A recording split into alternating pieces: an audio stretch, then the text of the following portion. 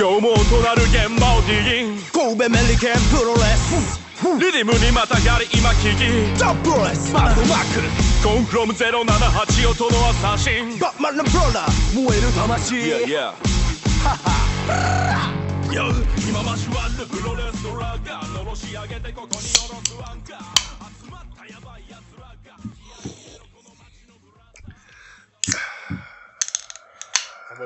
Wait till the draw.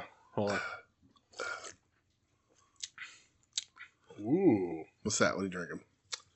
Jolly Rancher Blue Raspberry. Oh. Want crack? I'm good. Want crack? I'm good. It's good. I'm good. Take a crack. I'm good. Come on. I'm good. Peer pressure. You pushing drugs on me? Yeah.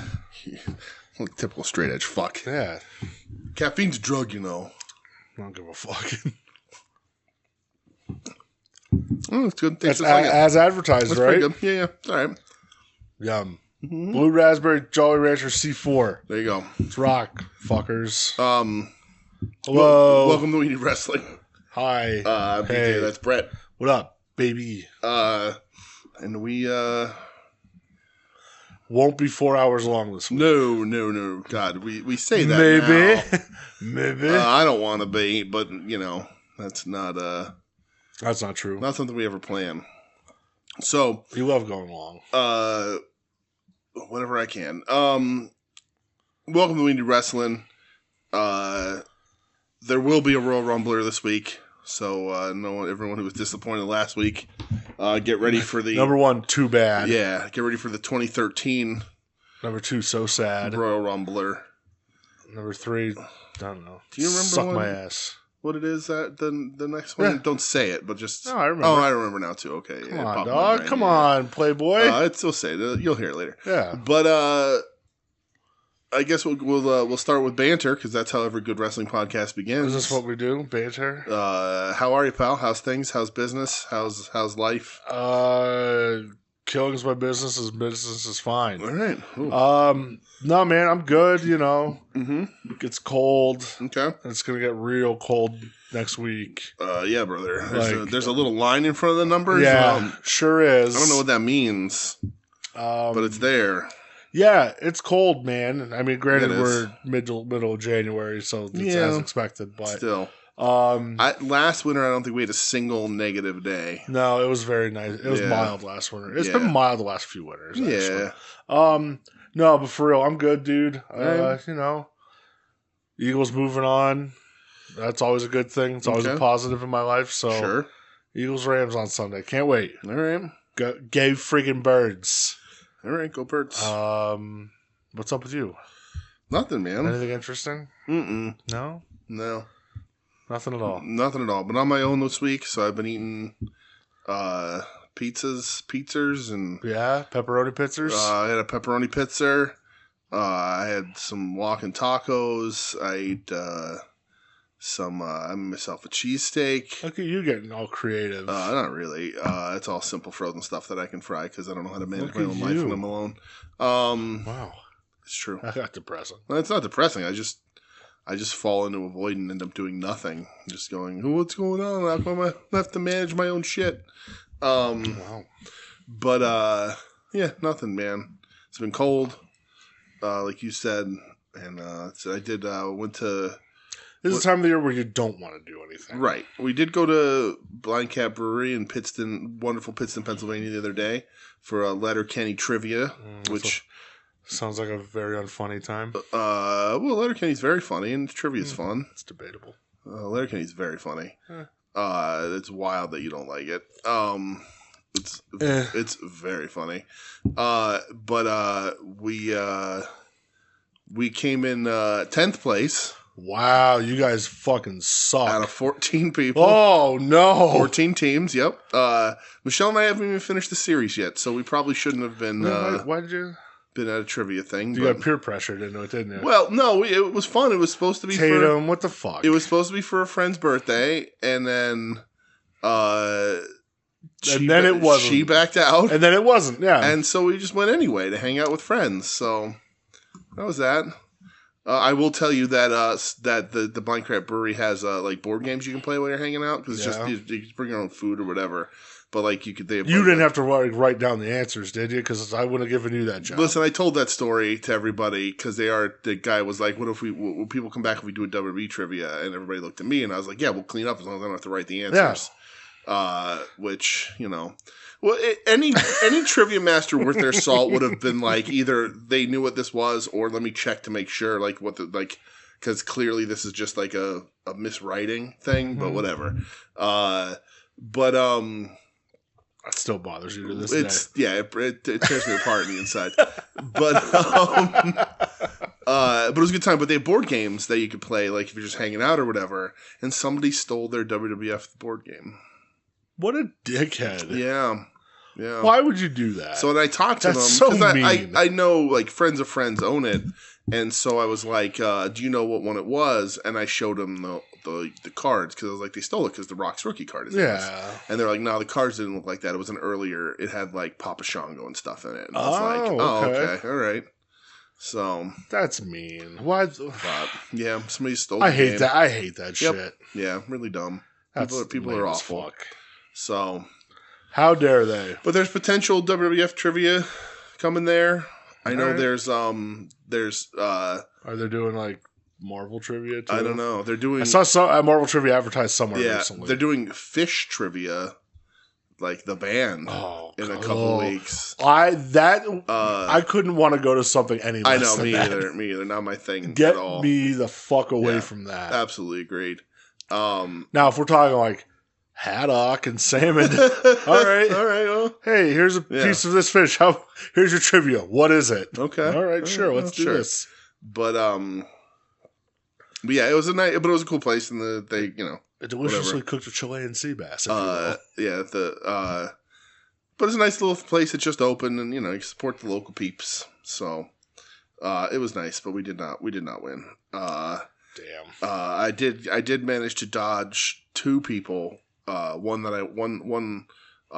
lady that I went to high school with that I was like, please don't fucking recognize me. Thankfully, I've aged really poorly, so nobody approaches me about those things. Should have hit him with your dodge.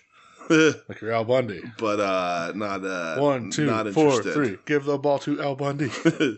But I was watching Married with Children Sunday morning. I think the fucking best man. Actually, the dude that runs who was like the trivia master, whose name I don't remember now. I think he does have on his website an advertisement for Married with Children trivia coming up somewhere. Don't tell me that. Not at Blind Cat Brewery, but somewhere. Okay, we're gonna have to talk later. Yeah. So Doug? there is apparently him. That's it. That's my song. Him. Let me see. All right, I found Trivia Master Brad is his name. And let's see, Grunge, name that tune coming up. Okay, that's kind of cool. Star Wars trivia at Mutant Brewery. I'd be terrible with that. I'd be all right at that. I like Star Wars. I just there's a lot of names. Here you go. So here's his trivia schedule for January and February. Thanks for joining into We Need Wrestling. Yeah, everybody. well, this guy's getting a fucking plug apparently. Yep. No free ads. Grunge, name that tune. TV themes 80s. Seinfeld, football, Golden Girls, Friends. Football. Jim Carrey movies. No, I don't see any Married with Children. Damn it. So got my hopes up. I know, I'm sorry. Fuck. My bad. I was gonna say we could say how many iterations of there are this theme song for Psycho Dad. Ooh, well. But all right, let's get into wrestling, I guess, pal. Let's do it, brother. Let's, get these people rolling here. I got news. Okay, what news you got? A couple pieces of news, actually. Couple pieces of news. Vince McMahon and the SEC settled for $1.7 million. Oh, yeah, that happened this week, huh? That was Friday. I think it was Friday morning that came out. Right.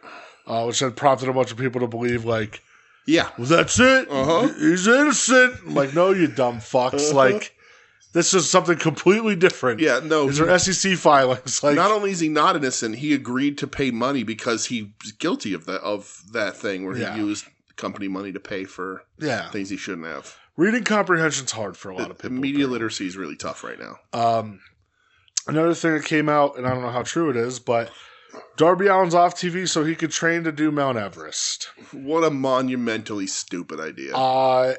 If I'm Tony Khan, I'd say, Darby, babe, listen. No. Right. No. Like, I'm not paying you. I'm running a business here to do this. Right. Like, we need you right now. You are such like a key center point of the main story that we're trying to get over. Yep. And you want to go do Mount Everest. I get you want to do it. Right. I support you. Not right now. It's the wrestling business, not the wrestling friendship, and Tony Khan needs to fucking learn that. Like, how many times has John Moxley put off that fishing trip? Right. Like, right. He has to take months now, which he didn't last year. Before he broke his foot, he was going to do it, but he didn't take months off TV to do it. But whatever. Like the last time this Death Rider story was really interesting was when Darby was involved. What's when they fucking crushed Darby's neck and threw him down the steps? Yeah. If I'm Tony Khan, I'm like, no. Like I'm running a business here that is, for a lot of instances, absolutely spiraling. And you're gonna ask for months off to go climb a mountain. Go fuck yourself. Yeah, not right now. There's no fucking way. Let's see this through. Yeah. If I gotta, switch it up and not have you beat Moxley for the world title, which seems like fucking horseshit, and then you could go do what you want, okay? But yeah, not a fan of this at all. No, it's really stupid from a lot of standpoints, but particularly Tony Khan. Like he should be able to stop this and nip this in the bud. Like, say what you want about the dude. Vince would never do this. Like, ever. Dude, you're running a business. You're paying these guys to be on TV. I'm not paying you to climb Mount Everest. Right. Today they announced the official partnership, and I don't know why they had to make it like an official deal, but of WWE and TNA with a working agreement, even though if you read it, it's just NXT. Yes. It's not WWE. Yeah, right. I'm going to put money that Roman Reigns ain't showing up on Impact. No, come on. You'll get some Impact people in the Rumble. Maybe. Yeah, Jordan Grace, Joe Hendry. Right. Yeah. That's probably it. Who are both working at the PC all the time anyway and are going to be under contract very soon. So, think the Hardys show back up? I hope not. I hope not either. I hope not. But I know a lot of people are making like such a big deal out of this, and I looked and I go, oh, so they're just doing what they've been doing. Yeah. Okay. Cool. I don't pay attention to most of it anyway. So. Right. And the last thing I have, because this is wrestling adjacent, this morning got announced Bob Uecker passed away at the age of 90. Rest in peace, Bob Uecker. Mr. Baseball himself. Yep. Best known on the wrestling circuit for that interview with Andre at Mania, where he gets choked by Andre. It's such a great little segment. Yeah. Bob Uecker fucking rocked, man. Right. It's the baseball voice in the Major League movies, like the announcer in those. Yeah. And I guess Brewers guy. Right? Yeah, I think he used to be with Cleveland. Yeah. And then he went to Milwaukee. Maybe I have that wrong. Yeah. But yeah, I know he's been with Milwaukee for a very long time. Yeah. Pretty crazy. Just got to hit the cough button. Should have been in the Hall of Fame. Yeah. WWE Hall of Fame, for sure. Master of the cough button. Absolutely. That's all I'll say. What's up with this Artie Klein guy? Dude, that is like it is one of my favorite fucking segments on Stern ever. For sure. It's so fucking funny because Artie and Norm keep going back and forth like, oh, you want to get heat now with the guy? Oh, okay. It's so fucking funny. Yep. And I miss Norm Macdonald a lot. Yeah. That's all I really have. Who would have thunk that Artie would outlive anybody? Dude, when I was watching that segment today, I thought the same thing. Yeah. I went, man, Artie outlived Norm and Bob Uecker? Like, that's fucking crazy. Yeah. I hope Artie's doing okay. Yeah, I hope he is. The big guy. You got anything? Well, I Googled the news. So did you see the PWI Wrestler of the Year award came out? Is that just the PWI 500? No, I guess not. What's the difference? I don't know. Well, who was number one in the 500? On Thursday, Pro Wrestling Illustrated unveiled its cover for its upcoming 2024 The Year in Wrestling edition. And Cody Rhodes was named Wrestler of the Year by readers of PWI. Yeah. PWI is tough because I know they do a lot of like shit in kayfabe. Sure. But Dusty Rhodes won it in 77 and 78. Damn. So they're the only father-son duo to win the PWI's highest honor. Wow. If Cody Rhodes is 42% of the vote, if Cody Rhodes is your wrestler of the year, I don't know what to tell you. Are we all watching wrestling? Right? Are we all watching the same thing? Otherwise, let's see. What else is going on? Man, I think that's it, right? That's all the news. Is that it? Is there anything else? I don't have anything. If I'm missing something, shame on me. Talk about that later. Multi-year partnership. Braun Strowman, severe illness. No, I mean, I'm on to page 3, so I think we're good here. All right. That works for me then. I think that's it for news. All right. Let's get into wrestling that we actually watched. All right, where are we starting? What did we watch this week? Where are we going? Yeah. What are we talking about first? So, in America, I watched SmackDown. Okay. I can't really remember most of what happened. Good. I watched it with my nephews, and I watched the whole thing. There wasn't really much. It's on USA now? Yes. Okay. Yeah. There wasn't really anything memorable from it that I can think of. Way too long. SmackDown shouldn't be 3 hours. It took that full 3-hour spot. Should not be 3 hours. That's a lot. That's a 2-hour wrestling show. Yeah. 3 hours is too much, man. It's a lot of content. Too fucking much. Yeah. I did watch some of Monday Night Raw. Okay. Some I caught live. Some I had to go watch the next day. Okay. The big story coming out of Monday Night Raw, obviously, is the debut of Penta. Yes. Just calling him Penta? Yeah, just Penta. Okay. On Monday morning, WWE put up they had 2 shirts for him, a hoodie for him, an entrance mask for yeah. The man didn't even debut yet. And I was like, holy shit, are they... They have that machine? Yeah. And I was like, you know what, man? Even wrestlers that came from WCW to WWF back in the day went, wow, you guys are doing all this merchandising where WCW didn't, you know? Yeah. So that's still in tow. Mm-hmm. Boy, what a miss to not sell Lucha Brothers masks by AEW. It's so weird. That's a massive It's so weird they never did it, and it's like, you know, I'm going to have a lot of words about AEW this week, but it's like a sort of, I guess I always just kind of felt like, you know, maybe there was a rights issue or they didn't want to deal with it or whatever. But then also they're so beholden to that shitty fucking t-shirt company. Yeah. That where are you going to get them made? You know what I mean? They get all their merch through one fucking place. Which is insane. It's just one of those things that that they just don't have figured out. But yeah, you would think they had a hologram mask pretty immediately, but that's just a gray mask with the green H on it. Yeah. But you'd think they would have been. But I don't even think they sold Lucha Brothers t-shirts at the live events. So no, not that I ever remember seeing. It's wild that they didn't market on those guys because, we were talking before, Penta and Ray had treated really well in AEW and had a really good run. They had a good run. It's not like they were just sitting on the sidelines like bums the whole time. Right, they were featured guys, and when Phoenix was out, Penta was featured as a singles guy. He had that match with Mox. Ray won an international title. Right, you know, yeah. So, they were featured dudes. They want to go to WWE and whatever. You know, that's fine. But yeah, I mean, WWE's machine is just always going to be so much better. Yeah, and my brother-in-law told me my nephews were blown away when he came out. Yeah. And instantly were like, he's so cool. And I was like, well, his mask is for sale. You know, and so that's a really interesting thing, too, because a little bit jumping all over the place, but I'm fine with it. But,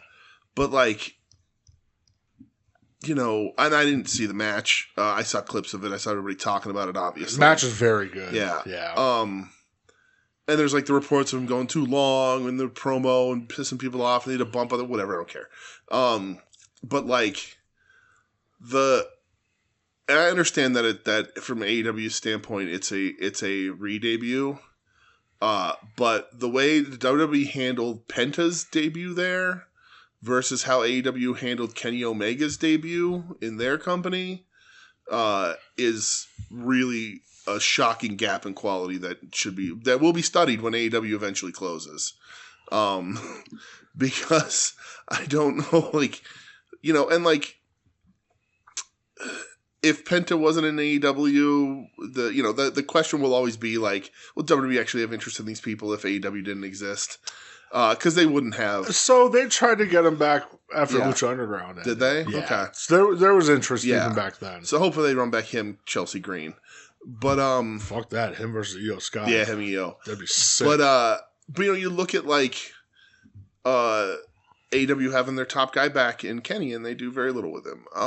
And then you see that Penta is this gigantic deal on WWE TV, and it's like if you want someone to be a star, book them like a star. And they made Penta look like a star. They called him the second best luchador on TV. They had him have a really good match, and they had all the merch up. Like that, their machine does that. And AEW's is like sticks and hot glue. It's like popsicle sticks and hot glue. That's what their machine's made out of. And they just don't do that shit, and it makes no fucking sense to me. But yeah, he wrestled Chad Gable, which I think is like the perfect guy to be in there with for like your first. I don't want to say test necessarily, but first match in front of big people. Yeah, Chad ain't fucking up. Chad's awesome, right? And it was a lot of fun, man. And he hits a Canadian Destroyer. He hits the fucking arm breaker thing, and then he wins with the Penta driver. Like, it looks great, He had a very good post-match promo. Yeah. Where he's saying, like, I'm home. Like, this is my new home. Thank you, San Jose. Then he cuts apart in Mexican, or in Spanish, I should say, where, everybody's like, because they're in San Jose, so it's a big Spanish-speaking crowd, too. Yeah. And they're going crazy. Yeah. Like you pointed out, his daughter was in the front row. Yeah. She had tears in her eyes. Like, it looked like a smash debut. Right. Not counting Cody, because that's a different animal. This is the first AEW get that debuted main roster. Yeah. Right? Because even Jade, they did like that NXT, like, will she, won't she bullshit. Yeah. Maybe she might have been in a Rumble, but that didn't really matter. Yeah. But, Yeah, it's the first one that I could. He's and obviously other than Cody, but Cody was there before too. Sure, so he knew how the machine worked. But like that says a lot about Penta and about the other people they've gotten from AEW. Yeah. Because clearly Penta is the most talented out of anybody they got. Penta's the fucking man. So, and a lot of the WWE behavior is spite, whether people want to admit it or not. Like the WWE TNA deal is definitely because they want to try and squeeze AEW out of the space, and they're paying people like Brother Ray Deadly to say that TNA is the new number 2 company in the planet or country. Guy sucks so bad, right? It's just his. I heard he's getting his teeth removed so he can fit more of the boot in his mouth. That guy's the worst. But we say it all the time on this show. WWE just put out fucking action figures, and the chase was from a different company. Like in Rick Rude, the one was WWF, and one was they were both WCW. Oh, they're both WCW Rudes. Yeah. But either way, still stands. People used to jump all the fucking time. Yeah. And it was like 5 years here, 5 years there, blah blah blah, contract to contract, happened all the time. Yeah. So I wish nothing but the best for Penta. The guy's a hell of a fucking wrestler. He's fucking awesome. I love him. And if the rumors about Malachi Black get going through certain portals to get his injury time taken off, expect that to happen with somebody else as well, and you'll see them all sooner rather than later. That's true. I did watch some other stuff from the show. Okay. It was a women's intercontinental title tournament final. Okay. Lyra Valkyria versus Dakota Kai. Oh, I saw the results of this. Bummer. Bummed me out. Lyra wins. Like, the crowd was so behind Dakota Kai. I think it bummed Dakota out for real, too. Yeah, because she's never won a singles title there. Yeah. And she's 36, so in WWE. Oh, she's 36? Yeah, WWE Women's Term, she's starting to get up there. Right. Dakota's awesome. I love her. Crowd was very behind her. Match should have gotten more time. It only got like 8 minutes. Oh, bummer. So I feel like they should have had some more time. Yeah. Lyra, I just don't really, get at this point. Yeah. They did do a fucking vertical suplex off the apron, though, to the outside. Okay. And I instantly thought of you and how much you loved that. Dude, they hit so hard, too. Oh, it was awesome. Woof. And the last thing I had was the main event, Damian Priest versus Finn Balor in a street fight. Okay. This was pretty decent. Yeah. For like a WWE street fight, this was good, okay. There was a stretcher job during the middle of the match, which I always approve of. Damian wins. This should be the end of this now. Yeah. Enough. I don't know where you take each other, but enough of it. We're done. So, Raw as a whole, like second episode of Netflix era, did it have that aura left from the week before? Or did it just feel like Raw again? It felt like Raw again. I didn't watch the whole show. Okay. Like I said, I watched bits and pieces. Yeah. Like Punk, Rollins, and Drew, they all declared for the Rumble. Okay. There was like one or two other matches I think on the show I didn't watch. I just skipped over them because I had no interest. Okay. But no, it kind of felt like it's a Monday Night Raw. Well, again. they cut it off at 2.5 hours, which I kind of feel like might be the sweet spot. Yeah. 3 hours is too long. Mm-hmm. 2 hours for Raw might be too short. Yeah. Even though I feel it's probably the proper amount. Yeah. 2.5 is I think that's where they need to be. Okay. 2:15 to 2.5. I think that's kind of perfect for it. Okay. I didn't watch any else WWE. Or no, I didn't watch any NXT. I turned it on, but then I got distracted. Okay. But did you see the Corey Graves shit? Yeah, they didn't talk about it or pay it off in any way. If they did, I didn't see it. I saw people online say they didn't mention it. So yeah, so who knows? Is it a shoot? We shooting? I'm shooting, brother. Lots of shooting this week, I think. Yeah, I don't know what he's doing. I did see that Kevin Kelly said that if he was there, oh good, he would make Corey Graves a star in one night. Oh god! Part of me is okay, if he is shooting, yeah, I get where he's coming from. Sure. But if you're not, and if this is an angle, who really cares to see this? So it's absolutely a demotion. No matter how you look at it, you're going from the main shows to NXT. Yeah. A 3-man booth with Booker T. Right. Wow. Shuggy Duggy, wow. But I did see people speculate that it's because he's better and it's going to lead to a match. With who? Pat McAfee? Yep. That sounds fucking awful. I don't need to see it. I don't know who it's for. I don't know. I'm all set over here, brother. Yeah, I'll go do something else. But that's what some people are saying. As a guy who I don't mind McAfee's show. Yeah, I'm good. I'm a big Aaron Rodgers fan. That's why. Yeah, that's what you're real big on the ayahuasca tip. God, what a fucking loser that guy is. Yeah. That guy went from so beloved to just hated. Uh-huh. Just because he thinks he's smarter than everybody and tried to deceive people. Right. What a fucking moron. Doing fucking sweat lodges and thinking it's figuring everything out. I remember my uncle was like, did you see that he's going to be doing a dark room thing? Like a retreat he was doing, just go sit in a dark room? It's like, yeah, I saw that. My uncle said, well, that's real stupid, isn't it? Super dumb. It sure is. Yep.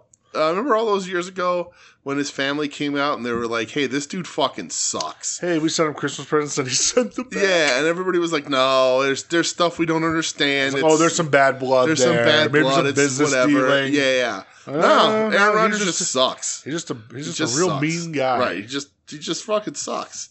Yeah. Yeah. Yeah, so I don't know who that's for, but I don't know. All right. I hope that Sterling Keenan makes an appearance somewhere. No, you don't. He's going to show up and challenge New Japan Strong or something. Stop it, you. Yeah. You don't want that at all. I've actually never seen Corey Graves wrestle, I don't think. I mean, it's just very mediocre. Yeah, I bet. He found there was a very similar but yet more talented gap open when he got his position there. And he was like, well, I can fill this gap. Yeah. Come on, man. He used to be NXT Tag Champs with Adrian Neville.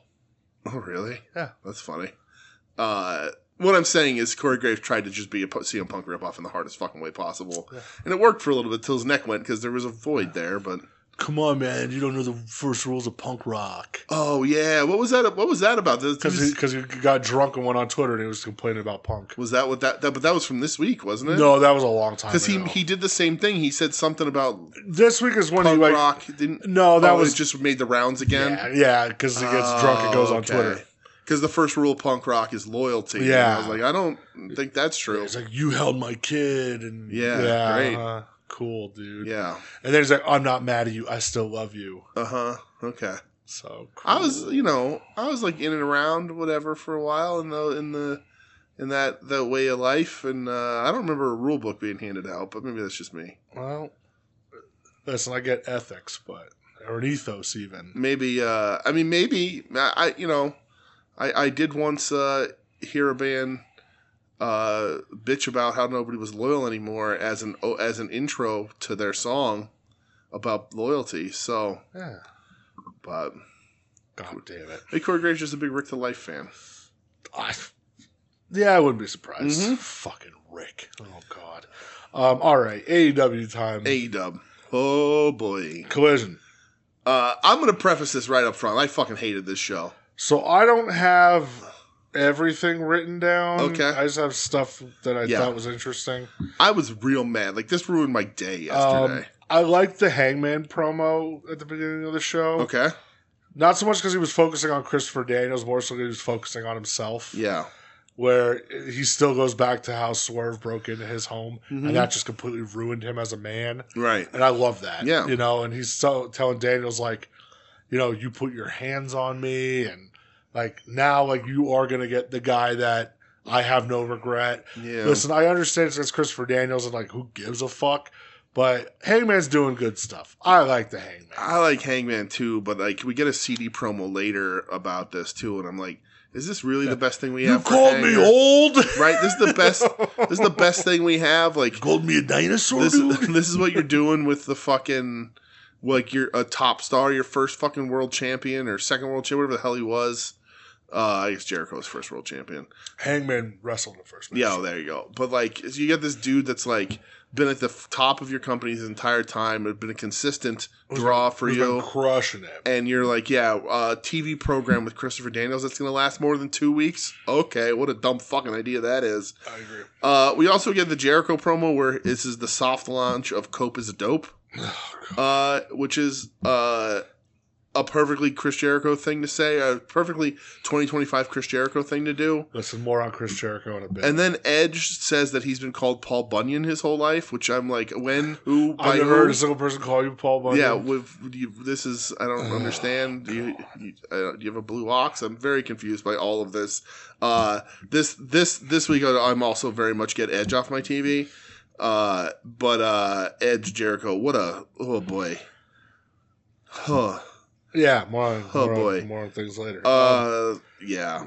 Go ahead. I mean, Cope versus Big Bill. I didn't watch it. I skipped it. It was a thing that happened.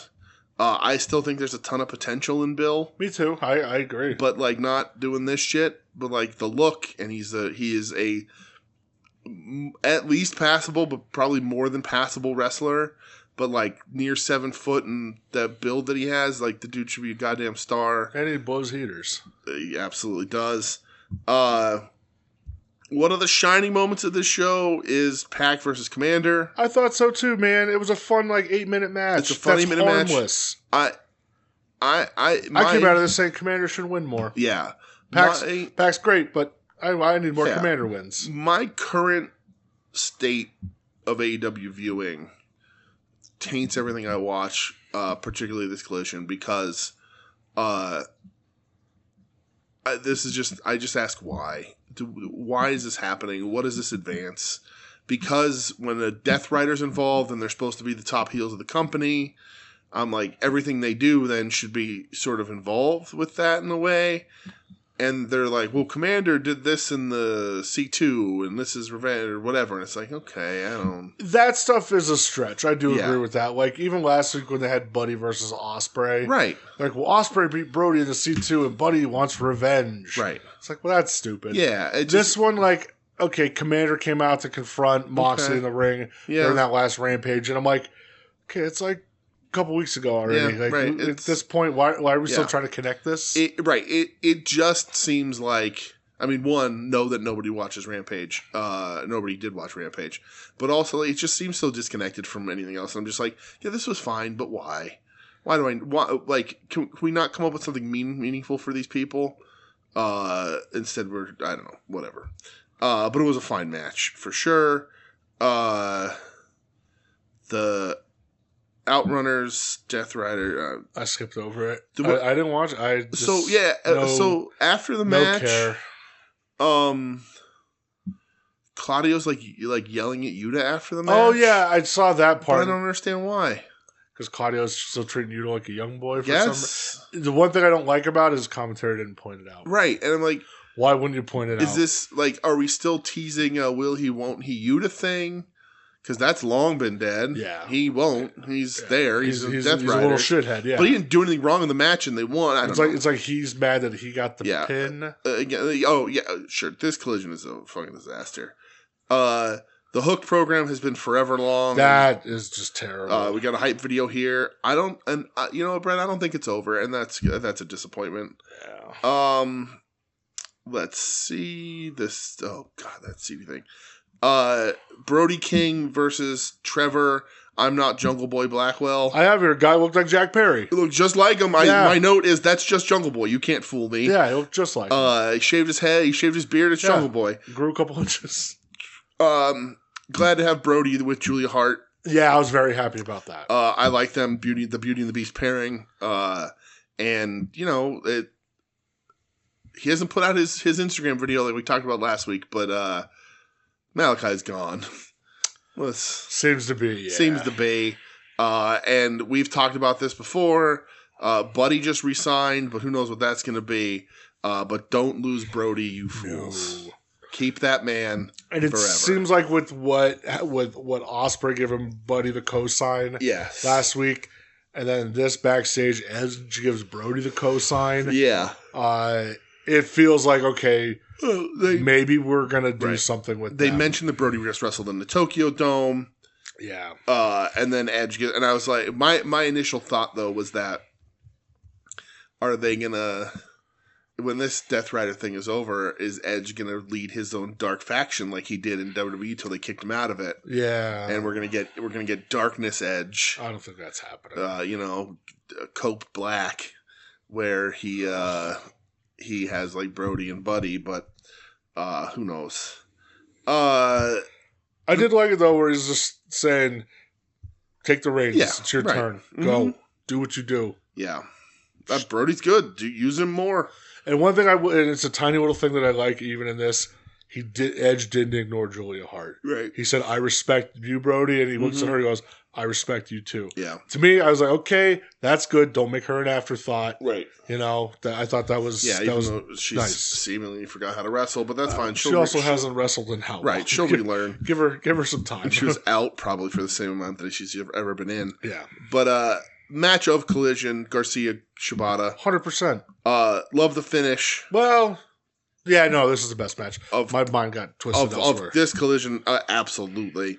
Yeah, it's. I'll tell you what. This is back-to-back weeks with like good TNT title matches, which is what this belt is supposed to be. Yeah, fun TV title matches. Last week with Mark Briscoe. This week with Shibata. Yep. I thought these two had great chemistry. Obviously, yeah. The storyline for the TNT title is people want the TNT title. Which that's what it should be. It's perfectly fine. Perfectly fine. Not for all your titles. No. But for this one specifically, perfectly fine. Yeah, Garcia puts on good matches. He gets good reactions. So, I thought this was a ton of fun. Yeah. And then he's like going to say something into the camera, and it cuts out. Yeah. And they just never followed up on it because he says the name Gabe Kidd. And I know, like... Yeah. Joe Sposto probably went when he heard it. His whole world just melted down. Yeah. So I don't know where that's going. Here's the thing. I don't know where that's going either. But I don't want to see it. Gabe and Garcia? Yeah. There's a very specific reason why I don't want to see it. Because they'll put Garcia over. Yeah. Garcia shouldn't win that match. No, he shouldn't. So just, you know. He's going to try building for Forbidden Door already. Right? Maybe. Garcia shouldn't win that match. No, not at all. Gabe should dog walk him. Main event of the evening, pal. Brother. So, all right. I didn't watch this until yesterday afternoon. I didn't watch this on Saturday. I watched it Sunday morning. Yeah. And I saw everybody in the Discord talking about, yo, this is really bad. Yeah. This fucking sucks. And I'm going, okay, like, can it be that bad? Yep. Yeah, it could be. It be that bad. Worst match of the year. So far. Okay, so far. Of 2025. Of all 17 days. Yeah. Chris Jericho versus Dax the Axe. Not Dax Harwood. Now they're just calling him Dax the Axe. Yep, great. Number one, stop doing that. Mm-hmm. I hate that. Jericho, to me, in this match, was like Naito levels of cooked. Oh, I think he's way more cooked than Naito here. He looks horrible. Fucking absolutely terrible here. Match. I can't think of a thing he did well. No, there was that weird headbutt spot where I'm guessing the belt was supposed to be there and he just forgot. Yep. Because then he gets up and hits Dax with the belt and then wins. I have here in my notes, please go do something else in wrestling, Chris Jericho. You're done. I don't want you here anymore. It's just the negatives so far outweigh any positives. Right, it's done. Just go do something else. The promos aren't entertaining. The ideas aren't entertaining. He hit a lion salt but landed on his forearms first. Yeah. Which is better than his neck, I guess. But he falls off the top rope and thankfully Dax was able to fucking hold him. Yeah. This was bad. This was bad. This was really, really bad. And I don't know what. And so Jericho has had these before where then he does turn it around briefly. He has these universally bad matches in AEW and then he'll start working out real hard again and then try to get back to it. But it's got to be done. The problem is what he does after he has stickers like this, then he'll say, well, I'll work the Suzuki style or I'll work the Ishii style. And okay, it works when you're doing it, but how much can he keep falling back on that? You're done. Yeah, he's done. You're absolutely done. Keep him off my fucking team. Yeah, then after his match... I don't have the patience for him anymore. After the match is the big brawl that breaks out between what turns out to be all 12 competitors that are going to be on this week's Collision and Tag Team match. Yes. But I love the fucking end with Hobbs. Yeah. Hobbs looked like a monster. Hobbs looked like a monster. Chasing people off, smacking chairs out of Moxley's hand and stuff. Yeah.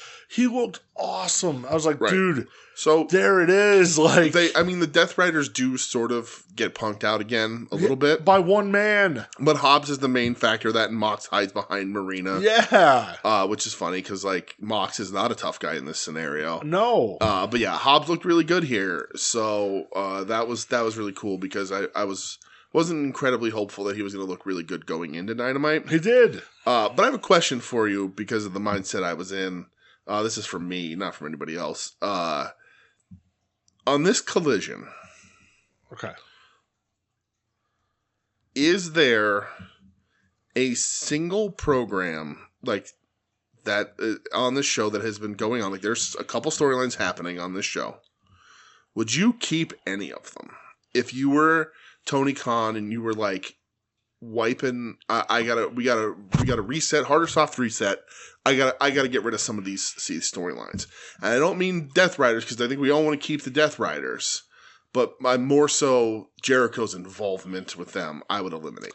Yeah. So when they announced the 12-man tag for next week's Collision, instantly my mind goes, well, this is dumb and it makes zero sense because why would the Death Riders team up with anybody? They're not. They're supposed to be the loners. Mm-hmm. And that's where I went into fantasy booking mode. Yeah. Where I went, okay, before that tag match on Collision, you see Big Bill and Brian Keith backstage. Yeah. And they get approached by the Death Riders and say, we're not here to talk about this match. This match isn't happening. We're not doing this. Yeah. We're not teaming with you. Okay. And Mox will just say, you two are Jericho's hanging on to you for relevance and you're too fucking blind to realize it. Wake up. Open your eyes. Because that was the whole thing with the Death Riders at first was, you are not reaching your potential. You're lazy. Right. You're rested on your laurels. So we're going to beat some fear into you to make you better. Mm-hmm. This is we're not going to fight you, but wake up. Yeah. You know? And key point, Jericho's not there. Yeah. Jericho comes out for the match with Bill and Keith. Bill and Keith just jump him. Right. Beat him up. Leave him laying. Mm-hmm. Then we just ship this program to ROH so I don't have to fucking see any of it ever again. Big Bill beats Jericho for the ROH title, which I think that'd be interesting because I don't give a fuck about Chris Jericho at this point. Sure, put it on Bill. Go for it. Brian Keith doesn't need to be an afterthought. Yeah. Have him feud with Commander for the TV title. That could be a fun little feud, you know? Yeah, for sure. But get it off AEW TV. It is such a fucking down point in AEW TV anytime Jericho's on. Right. So this sucks. Right. The show opens with Edge and Jericho, like the promo right there, and it's like, okay, please don't. So I'd remove that too. Like, I removed Jericho. But like, there's so many other things. It's funny. So like, because the other two big storylines on this show is Hook Christian, which is forever fucking long and nonsense. Yeah, that should have ended a long time ago already. Absolutely should have ended a long time ago. And the other thing on the show is CD Hangman. And I wouldn't keep that either. But I would find something else for Hangman to do. The thing is, they haven't even been Collision exclusive. They've been bleeding over to Dynamite. Right, I know. You know, so I would... If you're going to do it just Collision exclusive, I'd say... Well, I don't mean... I mean just from this... Just the stuff that was on this Collision. Okay. Because Dynamite has good stuff. So I didn't want to be like, what would you remove from AEW as a whole? Okay. Just from what was on Collision. I would eliminate almost every storyline. I'm fine with Garcia with the TNT title matches. Fine. I think that's a very good thing to have. Yeah. The rest, though... Can kind of go. I'm curious to see what they're going to do with Brody, and Buddy. Right. You know, that's fine. But other than that, but there's not really much story. keeping me there. Right. Like everybody, the good people need to pivot out of these stories, and the bad people need to get off my fucking TV. I agree. But that being said, Dynamite, which I was so pissed going in because I watched Collision earlier, really just ruined my fucking day. Yeah. So I was not happy. I was not pumped for this Dynamite. I was like, they're going to make me so mad. Yeah, Dynamite. We're kicking it off with Brian Cage versus the returning Kenny Omega to AEW because we don't acknowledge that he has matches in Japan apparently for some fucking reason. We get a big pay-per-view style rundown before, and commentary keeps saying this is like a pay-per-view on TV. Okay. So oh boy, that's going to remind me of 2 points I need to make at the end of this. Match was okay. Yeah, it's fine. It's decent. Omega Cage. Yeah, this is kind of where I thought it'd be. I was like, Kenny ain't gonna get a crazy thing out of Brian Cage, even though apparently Kenny carries people in matches. So, just saying. I love you, Joe. Yeah, it was all right. Yeah, it was okay. Yeah. I don't think there's like nothing memorable from it. No, that's the thing. Like, that's what I was saying about Penta before. That's fucking sad. Like, Penta has his debut in AEW in a match everybody's talking about. Super great presentation. And then Kenny, his presentation is what we already saw in New Japan if we were watching New Japan. And it's against the mid-card guy. Like, it's not competition here. That was something I brought up in the Discord this week, too. Like, because, everybody's talking about the state of the Death Rider story and AEW and Omega, and I said I don't need a Kenny Omega redemption arc. Mm-mm. I don't need that. No. I don't need can he still be that guy? Right. I know he can because I just fucking saw it. Well, and tell me that he is, and I believe you. Yeah, and just it just happened. Right. So I know he could be that guy.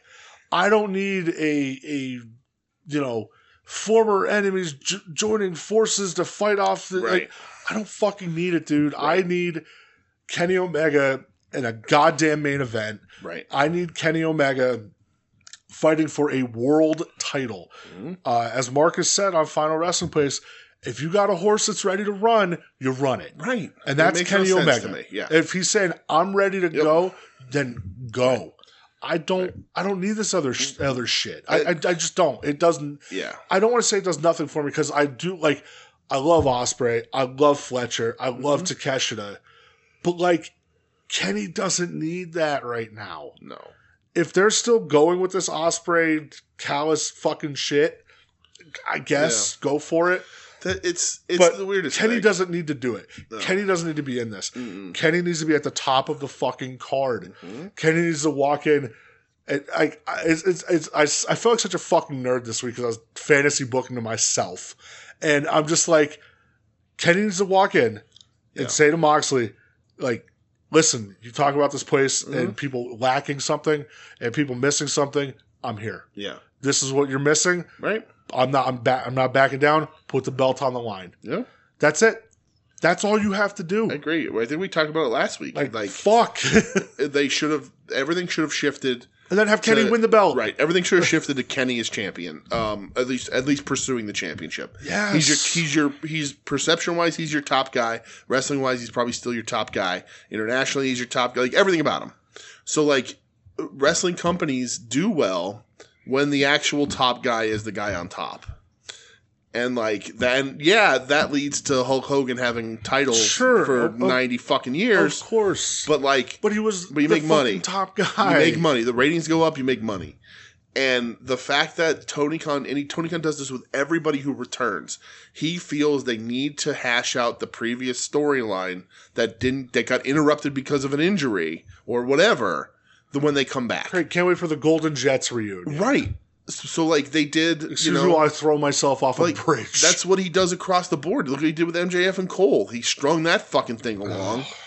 So that's what he's doing with Kenny now. And other than Kenny cuts his promo, and this is from last week, but he was like, I'm no longer guided by revenge. I'm here to be whatever. And it's like, yeah, right. Good. We're moving on from the past and we're getting in the main picture. Yeah. And then immediately attacks Don Callis for revenge. Yeah. And now he's stuck in this revenge thing where he has to work his way through the Callis family. Well, again, like even if he's going against Mox and says, right. And Mox says, well, you got to get through the Death Rise first.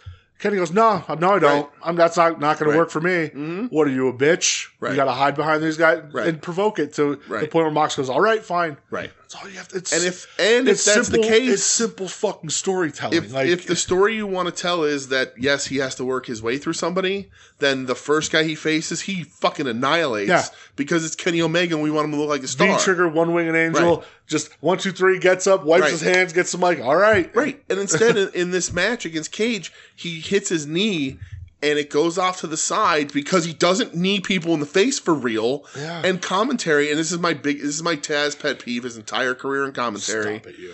But everybody does it too, and everybody jumped on. They're like, that barely hit him. Glancing blow. And it's like, come on. That's how he does it because he doesn't want to hit you in the face for real. Glancing blower. Oh, didn't get all of that one. Didn't get all of them. Oh, should have. It's like, come on, guys, please stop.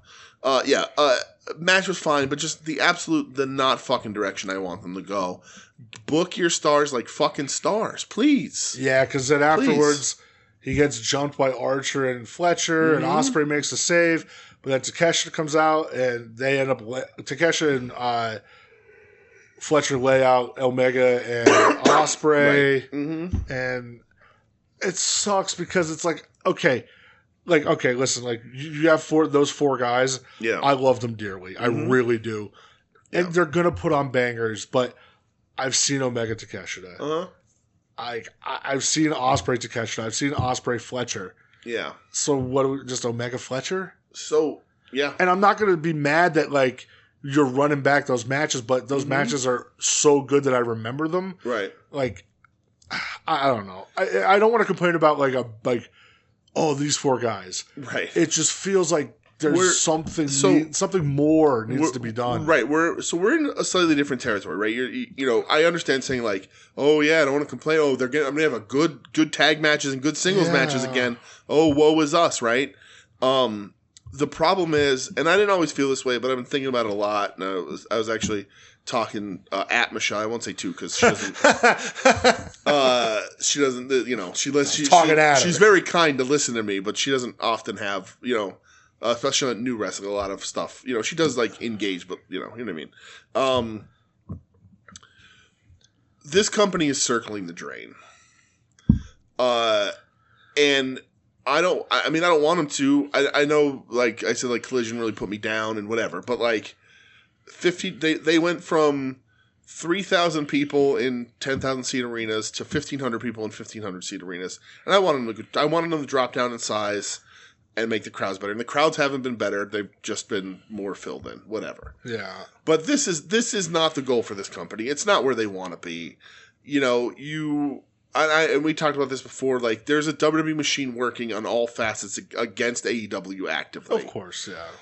But like, you don't counteract that by planting 2 feet in and going with programs that aren't working. Nor do you counteract that by not putting your top guys in top positions to feel like top guys. and I'm not talking about FTR. So, like, Kenny not in your main event is a disaster.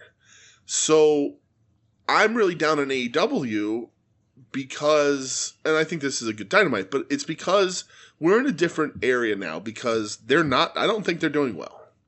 My opinion is finally starting to change and all that. And the fact that the Death Rider stuff it's not working. No, and we'll talk about that a bit later. A lot of stuff on this show isn't working. And we talked about it sort of off to the side the other day. Like, if your show is 4-star matches top to bottom, nobody's really complaining there's no storyline. But not everybody in your roster is capable of that. Yeah. So you got to make up that difference with good storyline. Because if the storyline's good enough, we're good with 2 or 3-star matches because the storyline is cool.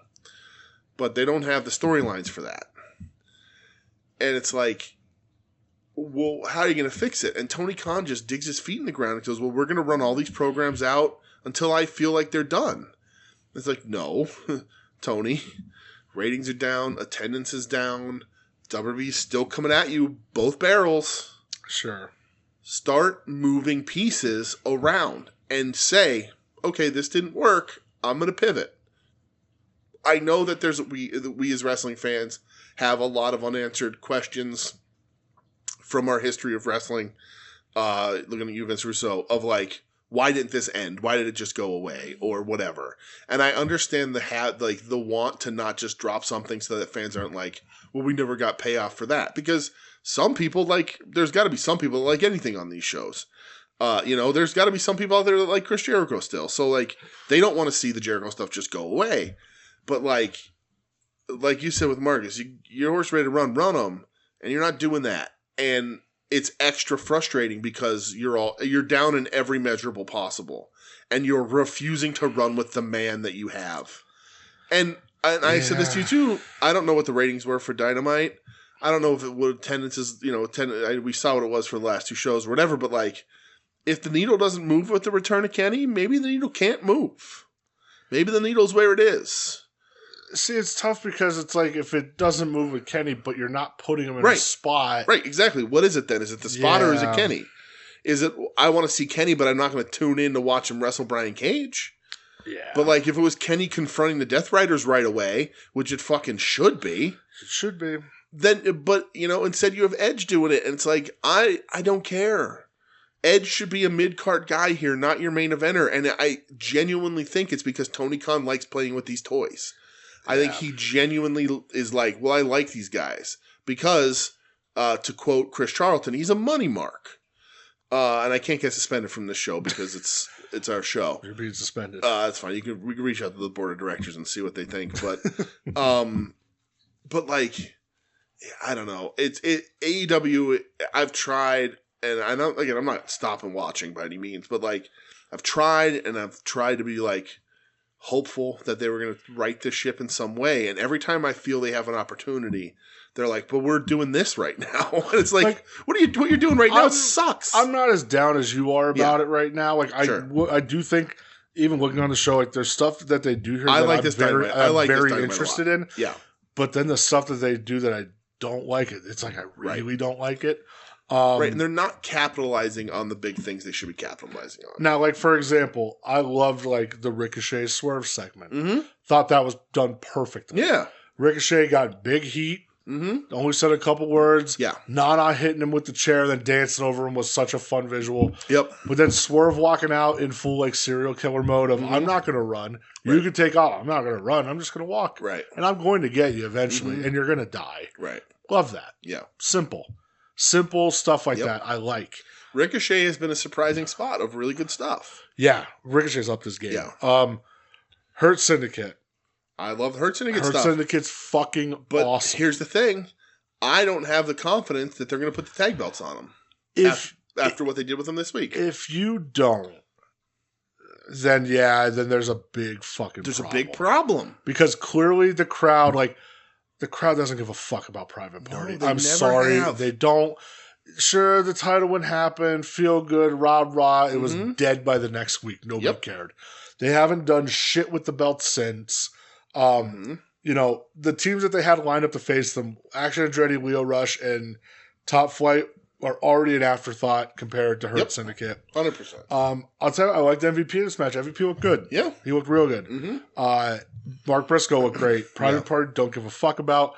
Lashley and Shelton should kill these dudes in 45 seconds. And I don't want either of these guys bumping for these motherfuckers at all. But the fact that they won this match here, they're just going to program them into a tag match and have them win. I don't think they're going to win. I don't see how you can't. Yeah. Like, they're too I agree with you. They're too overpowering. They don't show any weakness. Right. I agree with you, but I think Tony Khan will find a way. And because to me, that'd be such a bad move. They set this show up, like the opening of this show, Excalibur, who was another person I would get rid of, but that's for another conversation for another day. I think Excalibur is too weird and niche for this company, and worked in the beginning because he was a guy that you had that you could get that had some notoriety on the indies in a way. But I think the position has outgrown him. I think on a national wrestling level, when you see a commentator with a wrestling mask, it immediately comes off as goofy, and people don't take him seriously. But anyway, that's not what we're talking about here. Damn, I didn't know I was on a show with Jim Cornette. What the fuck's going on? Sassafras. You see, people were like reaching out to his wife privately or whatever. Did you see that shit? Whose wife? Jim Cornette's. She like bitched on social media about people reaching out to her to try and get the Corny Jim. getting cucked again? Yeah, no. But she was like, you know, something like, don't reach out to me through my private channels to try and get an interview with my husband or blah, blah, blah, blah, blah. Yeah. I get that 100%. Don't do that. That's like, weird. leave people alone. Yeah. But I was like, is that what they're reaching out for, though? Yeah. But to me, if they were going to put the titles on them was a TV show that they did a big rundown, and Excalibur said this is like a pay-per-view on TV, they win the titles here. What's the point of having them win a three-way if they're just going to win the titles off of them in a couple weeks? If they're the hot actor, you can put the titles on them. They would have. Yeah, I mean, because there's a pay-per-view's not for another month and a half.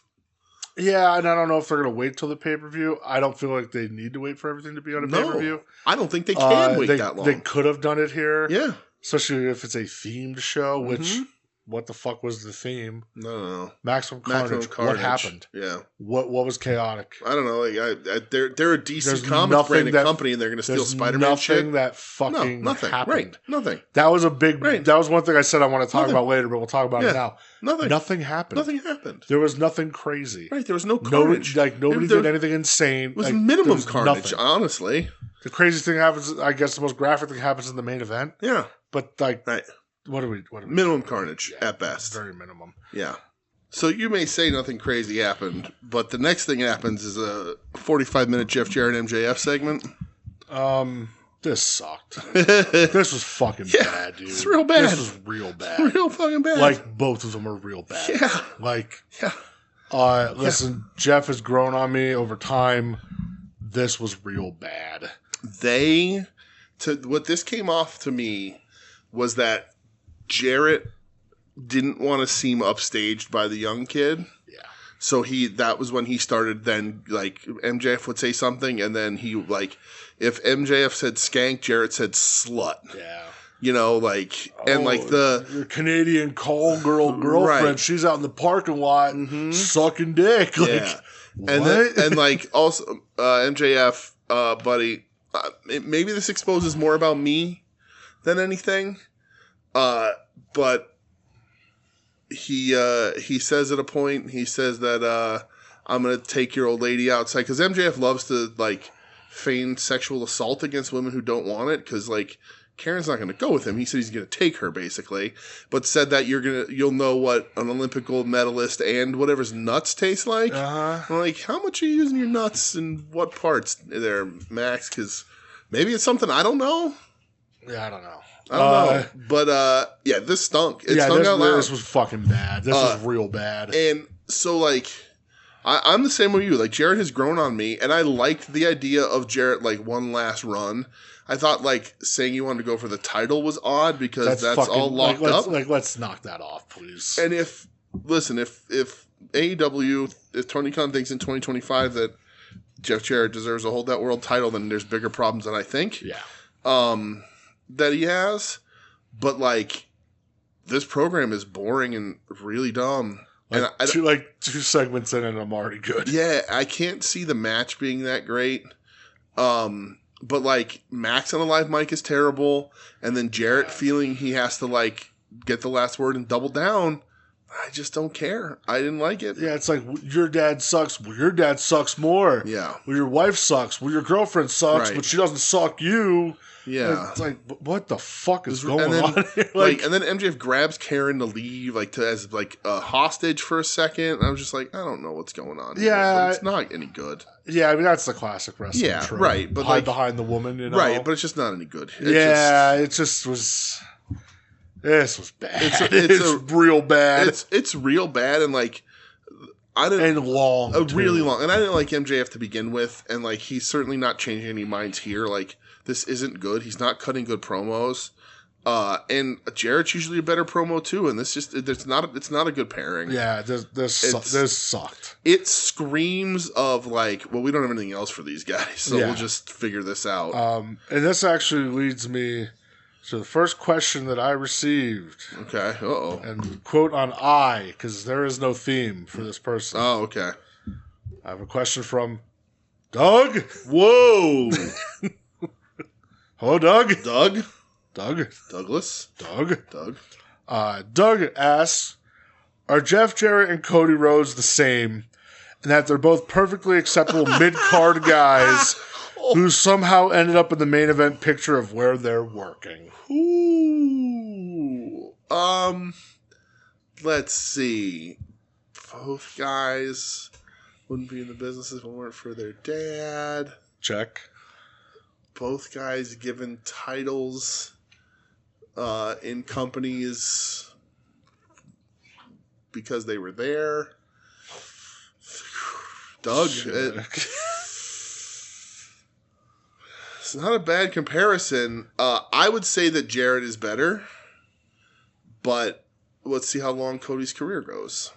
I'll give it incomplete so far. Because like Jarrett, one of Jarrett's like biggest things is that he's had a 60-year career. You know, like he's been in the business for 40 years. And that he never loses. Right. So let's see what Cody does, but it's not a bad comparison. Jeff Jarrett at least has the wherewithal to not get a dumbass neck tattoo. Well, that's true. Doug, not a bad comparison, buddy. At least not on this show. It ain't. Nope.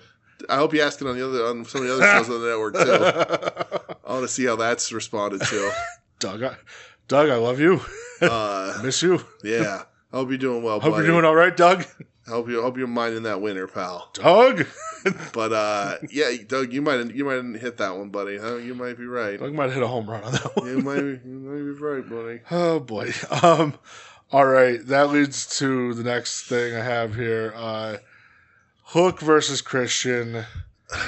Like, so this fucking dude. It's just, who cares? When this was happening, I was like, cool. This is going to be over with. Yeah. We can get Christian onto something. We can get Hook onto something if we need that to happen. Of stupid fucking contract thing. Like, we can.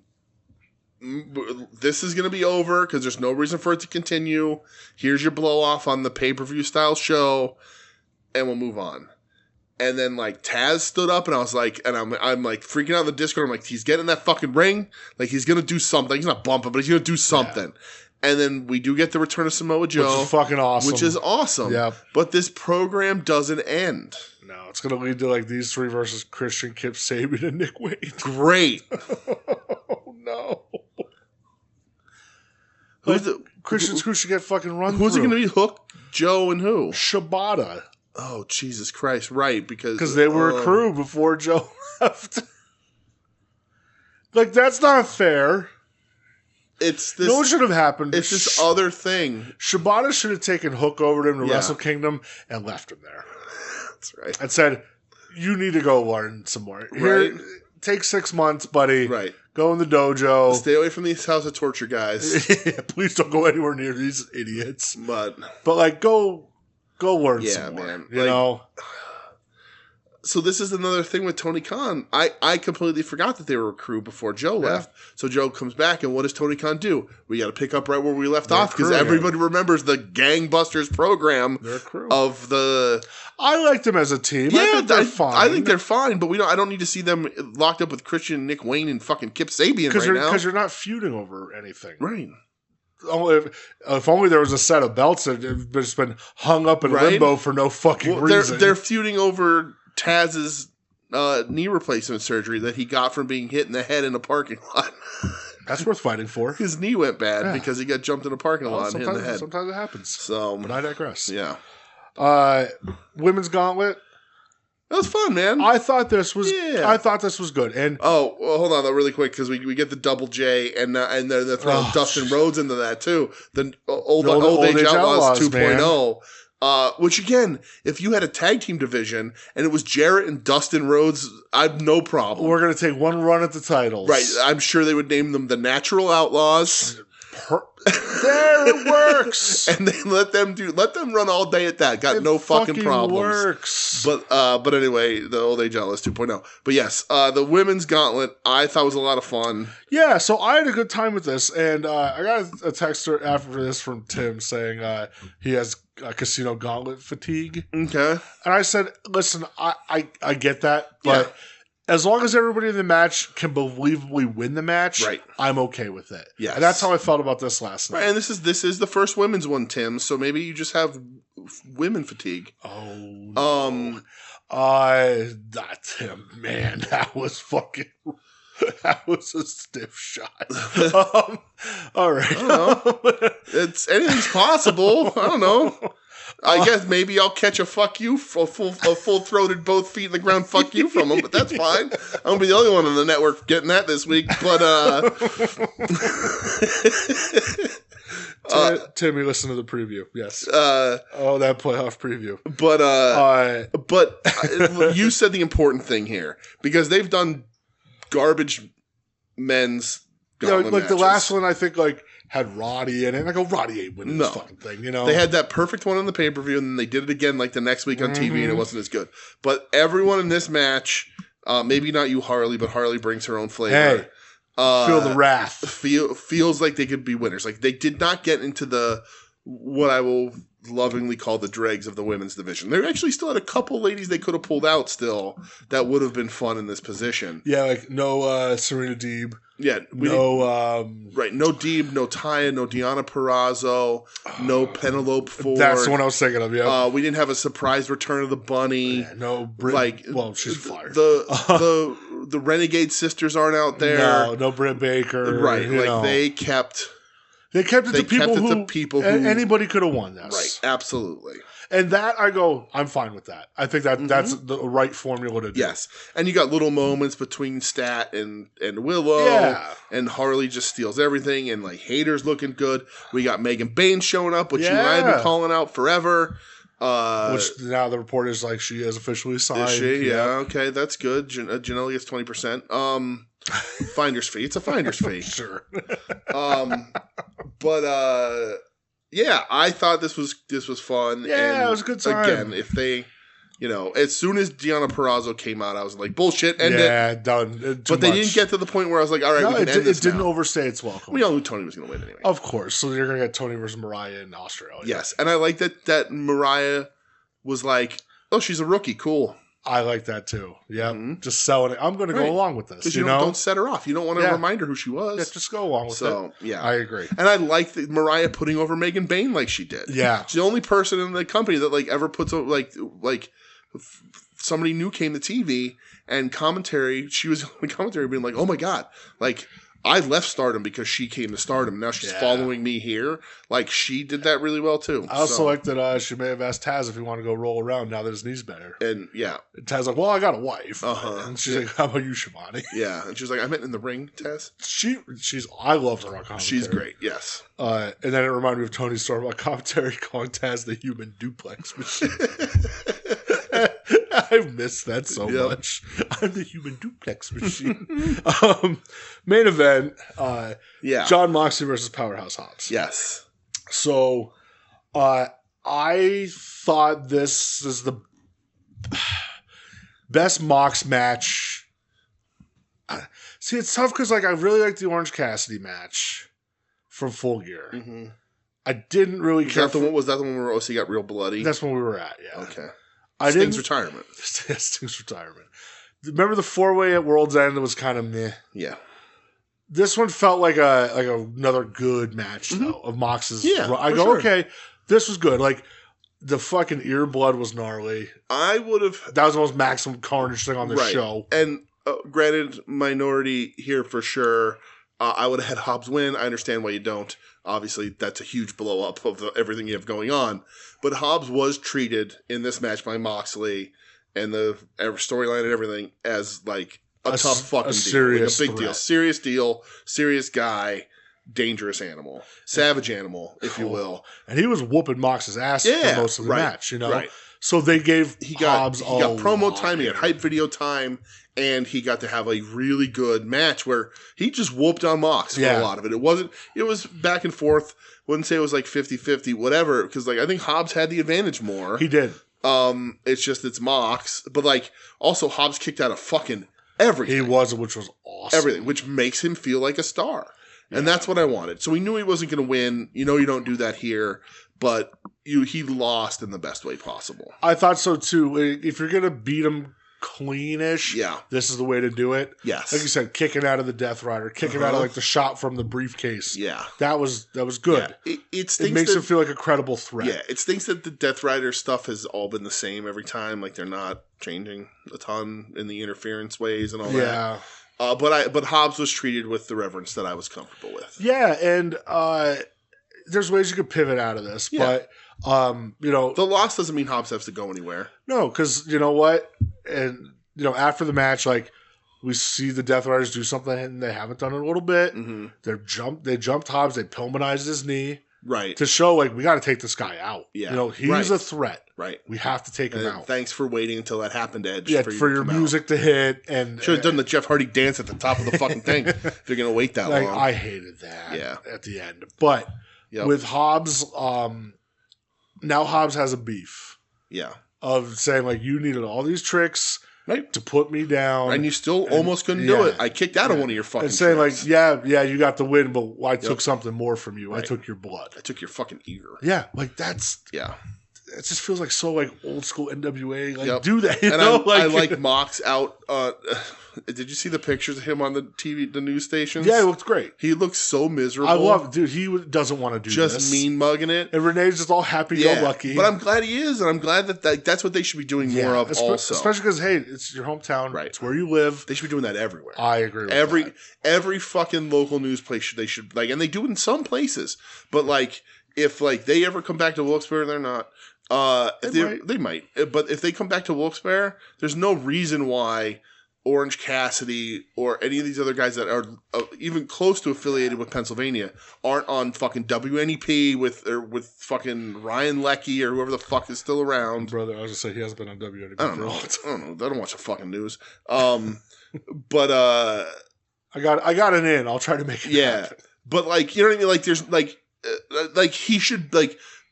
Somebody should be on the fucking radio with Jumpin' Jeff Walker.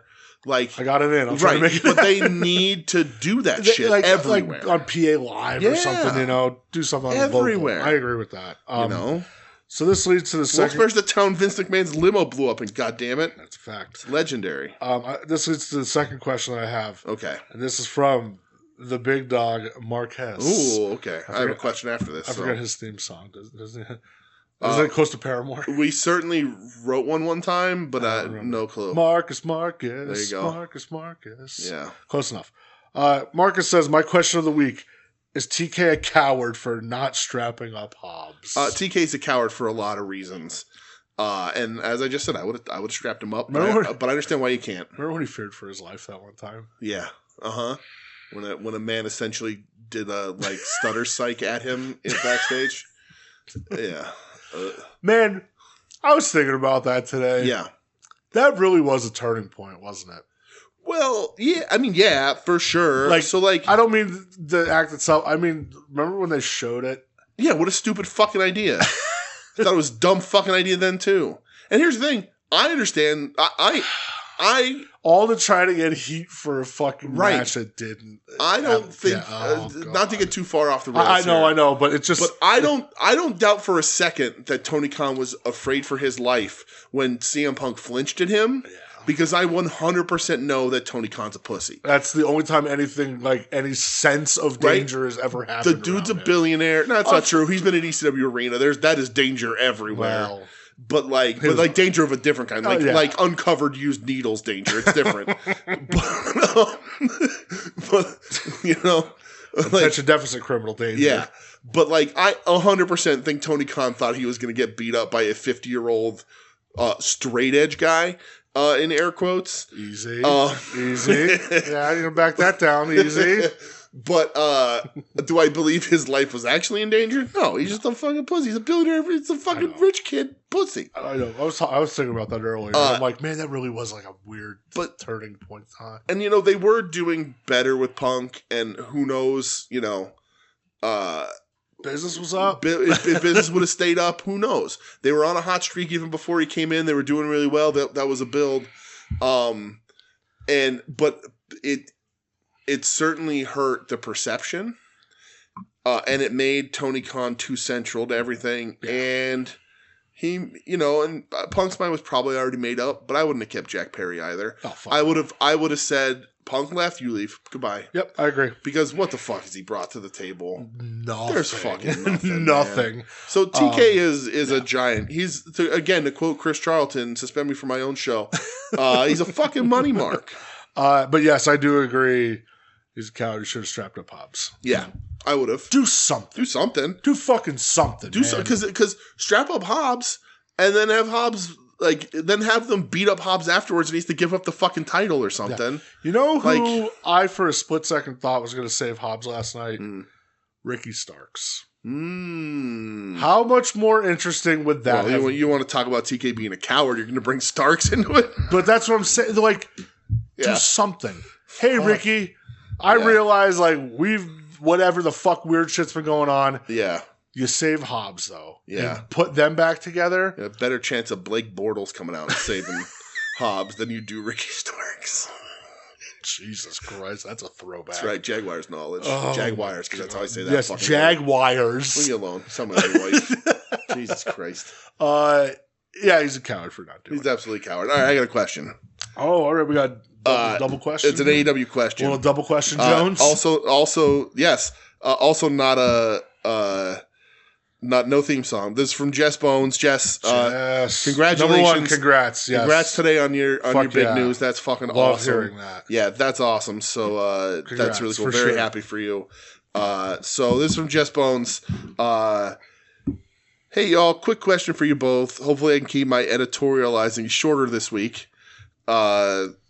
It's a bit ironic. Jess, don't worry. Don't you think? You do as long as you want to talk.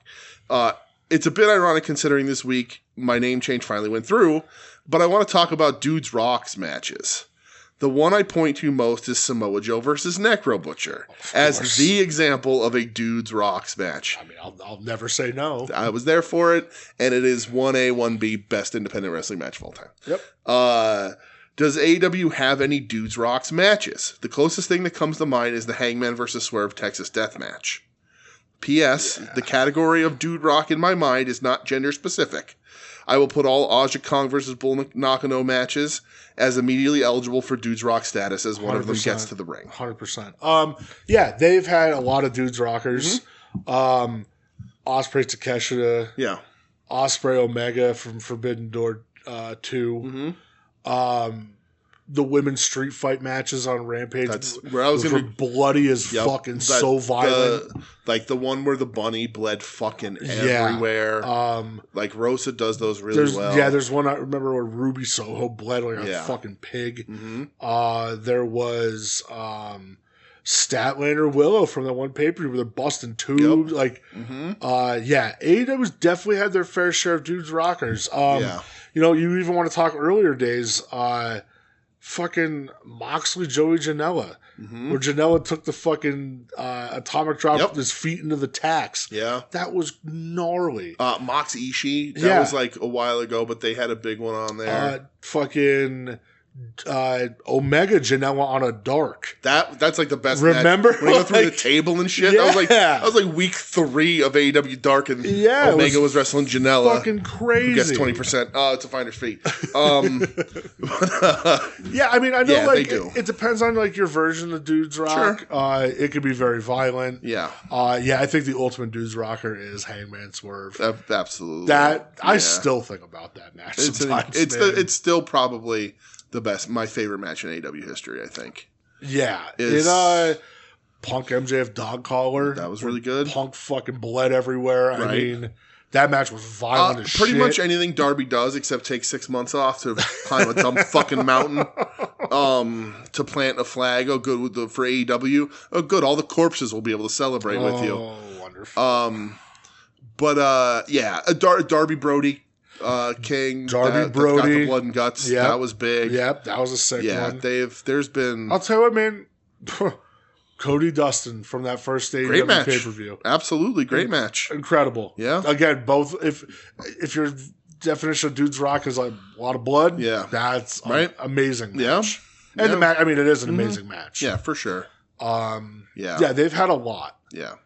Way more than I could say WWE has. Yeah, and I don't. And I'm just talking mainstream American promotions. Right, I don't know. Recently, they've been maybe a bit of a drought. Maybe the last one was the Swerve Hangman, Ospreay Okada, World's End. Oh yeah, that was really Ospreay good. Fletcher, World's End. Yeah, that's Ospreay true. Bled like a motherfucker. Yeah, that's true. We did. Yeah. Oh yeah, that's true. That was really good. Those were. So there you go. They're out there. Yeah. They've had Dudes Rock moments like Danielson getting bagged. Yeah, that was crazy. Yeah. That man. Yeah, that's another one. I just still think about that sometimes. Holy shit, they did. Well, and again, you're asking about Dudes Rocks in a promotion that while he's out injured employs Eddie Kingston. Yeah. So they're out there. Yeah, Dudes Rock moment. Eddie walking down that ramp of the fucking. Arena, Anarchy in the Arena. Yeah, with the covered in blood, carrying the gasoline. Yep, that's such a crazy image. Yeah. Remember when he stole the Young Bucks' shoes? Yeah, it was funny. Fucking hilarious. Yeah, AEW's got a ton. Yeah, a ton. That's the thing. I am down and bitching about AEW right now because I love them and I want them to do better, and I know that they can and that they should, but no wrestling company's ever had the pay-per-view run that they've had. No. So I was with a friend of mine on Sunday. We were watching the Eagles game. And he's a wrestling fan. He's not die hard like we are. But he tries to keep up, And his main thing now, he's not a guy who gets into any online discourse at all. What must that be like? What a wonderful life that must be. And he is very much AEW on pay-per-view is untouchable. Mm-hmm. But he said, the week to week, it's hard. It's okay. Yep. As he said, it's not great. It's inconsistent. Yeah. But he said with WWE with Raw, on Netflix, this was before this past Monday's episode. Yeah. Like you said, it's cool. It felt big, like a special almost. But matches were okay. Yeah. But it's a spectacle and it's different. Mm-hmm. I go. It all depends on what you like. I mean, you want that sports entertainment side of things, of course you're going to go WWE. Mm-hmm. You want more pure pro wrestling, of course you're going to go AEW. Mm-hmm. But you don't need to pick and choose either of them. You can get what you need from both. Yeah, if you think that Top Dollar is the biggest heel in the company, you go watch in wrestling. You go watch TNA. Got his way back in NXT apparently. Yeah, I guess so. By hook or by crook. Good lord, right? Because he's still TNA, right? Yeah. So, but he's this partnership now. He can show up there. Show up in NXT. Do you think they will, or do you think they'll feel like it's too obvious that they're slumming it now? That's with the because you said about the Hardys earlier. Yeah, I was do you think the because it'd be painfully obvious that the Hardys were the height of heights, and now they're just so to me being lent to NXT. To me, it's weird because I feel like NXT does have some talent there. Where part of me goes, you don't fucking need TNA. Yeah. You have some people there. You have you have some girls. You got some guys. I said this to you before. You got Obafemi. That dude's awesome. The farm team got a farm team. The farm league got a farm league, and that's what it is. They're going to take anybody that they think is worth their salt. They're going to sign to an actual contract, and anybody else they're going to dangle the carrot in front of and send Tatum Paxley to wrestle and be like, "Here's who we gave you. Look at how good this relationship is. Yeah. And that's just what, and it's despite AEW. Like if AEW didn't exist, TNA would have been either bought out or would just not even on WWE's radar like it was for how fucking long. Sure. Yeah. But yeah, I mean, but anyway. But to answer your question, yes, there's plenty of dudes. There's plenty of dudes rocks. Yeah, plenty of them. We can point more directionally if you need like message, and we'll find them where they are proper. Sure. If you want to know, but they're out there. There's a ton of them. So. And thanks for the question, Jess. Yeah, of course, always. Let's take a little trip before we get to the Rum War.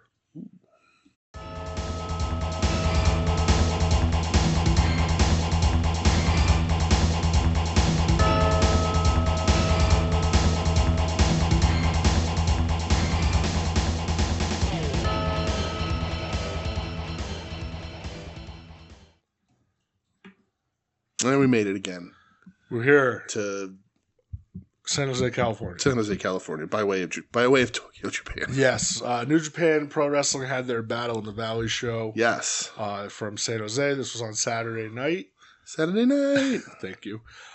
So, a couple things from the show. The crew was up and watching it. Yeah, it felt good. Felt good talking with everybody. Yeah. So, the first match that kicked the show off, which I was shocked they kicked it off, for the New Japan Strong title, Gabe Kidd versus Tomohiro Ishii. Yes. So the match itself, it goes 30 minutes. We go to a full draw. We do. It didn't hit that next level. No. It did not. I thought, and I hate saying this, but I feel like the chops went on too long. Yeah. And I don't know why they went on too long. It was just structured that way. Yeah. But there are moments of this where I look and I go, Gabe's going to have a big year. Yeah. I still liked it. I liked it too. I thought it was good, but I feel like it needed to hit that next level. Yeah. Gabe's going to have a big year, obviously. Ishii remains a fucking ageless wonder. And it gets announced that these two are going to do Iron Man match in Chicago in April or August. I forget which month. For the title, which got some questions of, well, why are they doing an Iron Man match for 30 minutes if this was a 30-minute time limit? Yes. Which makes me feel, okay, they're not going to get a fall within 30 minutes and they're going to go sudden death. Yeah. Yeah, and that's probably what will happen, I guess. I think I agree. It makes more sense if this was a 20-minute draw, and then they were like, all right, well, we're going to go 30 in an Iron Man. But who knows? We'll see. But these are guys where it's the threat of like the Flash knockout from both of them. So, but yeah, like you said, it didn't get to that next level, but it was still good. I thought that Ishii was going to win it to free Gabe up of the title because Ishii's around here anyway, and then they could put him and have him do defenses on AEW. Crowd was mega into this, so they give him a big standing ovation at the end, which was fun to see. Yeah. I thought it was very good though. Yeah. Next thing I have. For the TV title, ELP versus Jeff Cobb. Okay. This ends in a double countout, but I loved the way that it happened. Cobb was on the outside over the rail. ELP does the dive onto Cobb over the rail, which looked crazy. He gets to like 18 or 19. Yeah. ELP's getting back in the ring, and Cobb picks up the one trainee from the dojo and just fucking chucks him at ELP to knock him down, and then it gets the double count out. I thought that was awesome. It was a good finish, for sure. Dude, that's I've never seen that before, you know? Happy to see ELP back in the ring. Dude, Cobb is a freak. Cobb's nuts. Yeah, he's a freak. So you have to assume these two, this isn't over. Yeah. I'm glad ELP has the title, man. I like that dude a ton. Yeah, me too. You know, he's back, he's healthy. Yes. And you know, this title was my favorite title when Sabre had it. Yeah. And I have yet to regain that glory. But ELP, I do like ELP a ton. So yeah. And Cobb's like really good and like the right combination of like Gary Albright and like Scott Steiner in a weird way, but I could see that. I like that. But yeah, he's funny though. I don't know Gary Albright was known for a sense of humor. No, fisherman. But Yeah, so but even like thinking of like throwing a young boy, it's funny. That was so fucking good. So yeah, let that keep going. I got no problem with that. I like both those guys a lot. Next thing I have up on my list is the Sumi Sakai retirement match. Sumi Sakai. This was weird.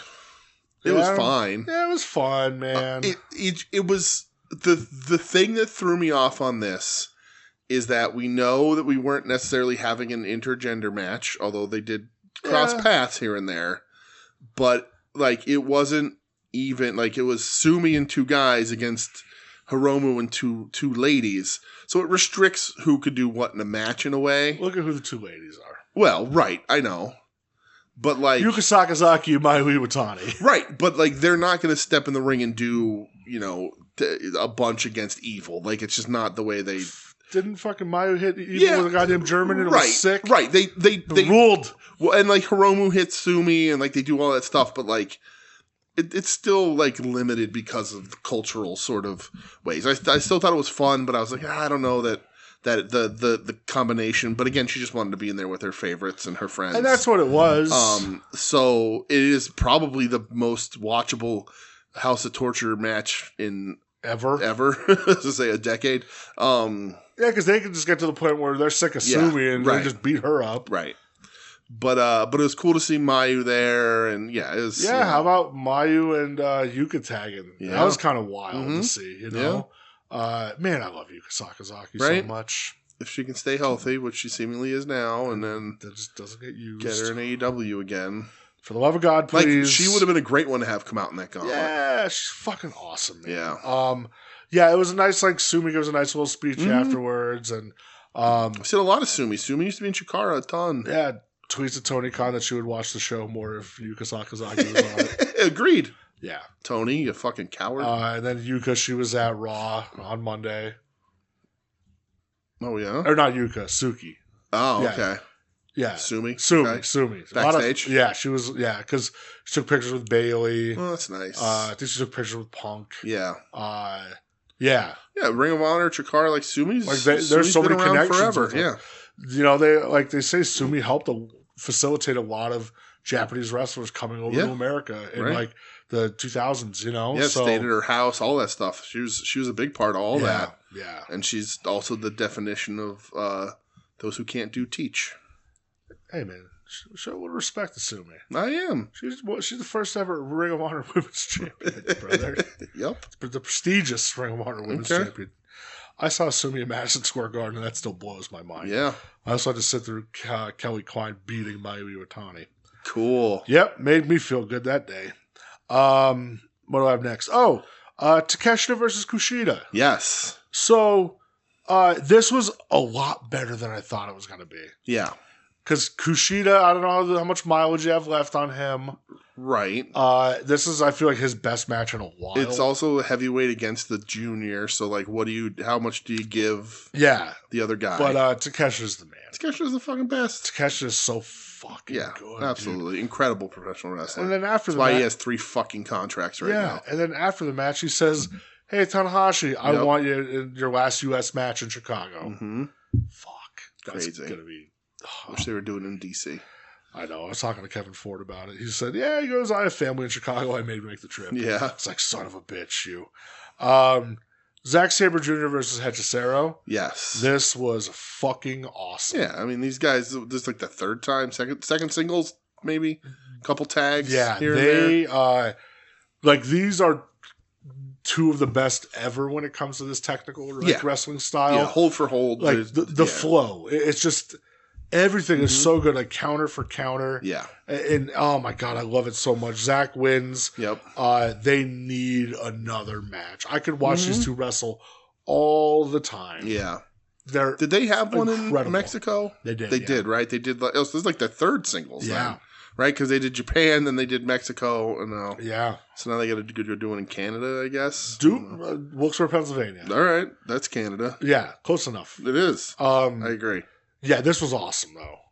Yeah, it was really good. I mean, listen, it always comes with a caveat because of the style of wrestling that it is. But, like, I've never seen two guys better at it, honestly. I agree. From a pure just this standpoint, like, you know, and you'll say like, oh, technical wrestling, and like, oh, Bret Hart is the best technical wrestler, and I agree, but this is different. You know, this is even different than what like Bryan Danielson does. This is stripped of any sports entertainment value. Yeah. Which I know sounds like an indictment against it. I'm all about it. But like, it is pure. I don't want to say pure wrestling because that brings me to bring him on a pure wrestling title too much. But like, it is just straight graps. Yeah. Oh, it's so awesome. Yeah, it's really. And apparently, Hechicero had a banger with Blue Panther in Mexico like the night before. Yeah. Couldn't get my hands on it, though. I saw the dive of Blue Panther with his feet getting hooked on the ropes there a little bit. He shotzied himself. He's 64 years old. Oh, well, it's, you know. He's awesome. Yeah, he is. He did the old Shotzi maneuver. And then main event, El Desperado versus Taiji Ishimori. Yes, the Bone Soldier. So I thought it was good, but the crowd was burnt out. Yeah. Crowd couldn't really get into it. I don't think they took Taiji Ishimori as like a legit threat to win this. Yeah. Well, he's, you know. Kind of interesting to main event a show with this. Yeah. I thought it would have been reverse order. This would have opened and Gabe and Ishii would have main evented. Yeah. And I just feel like they were or at least the little burned out. Saber Hechicero could have also, because Saber's champion. Yeah, I don't know. Yeah, felt like they were done. Yeah.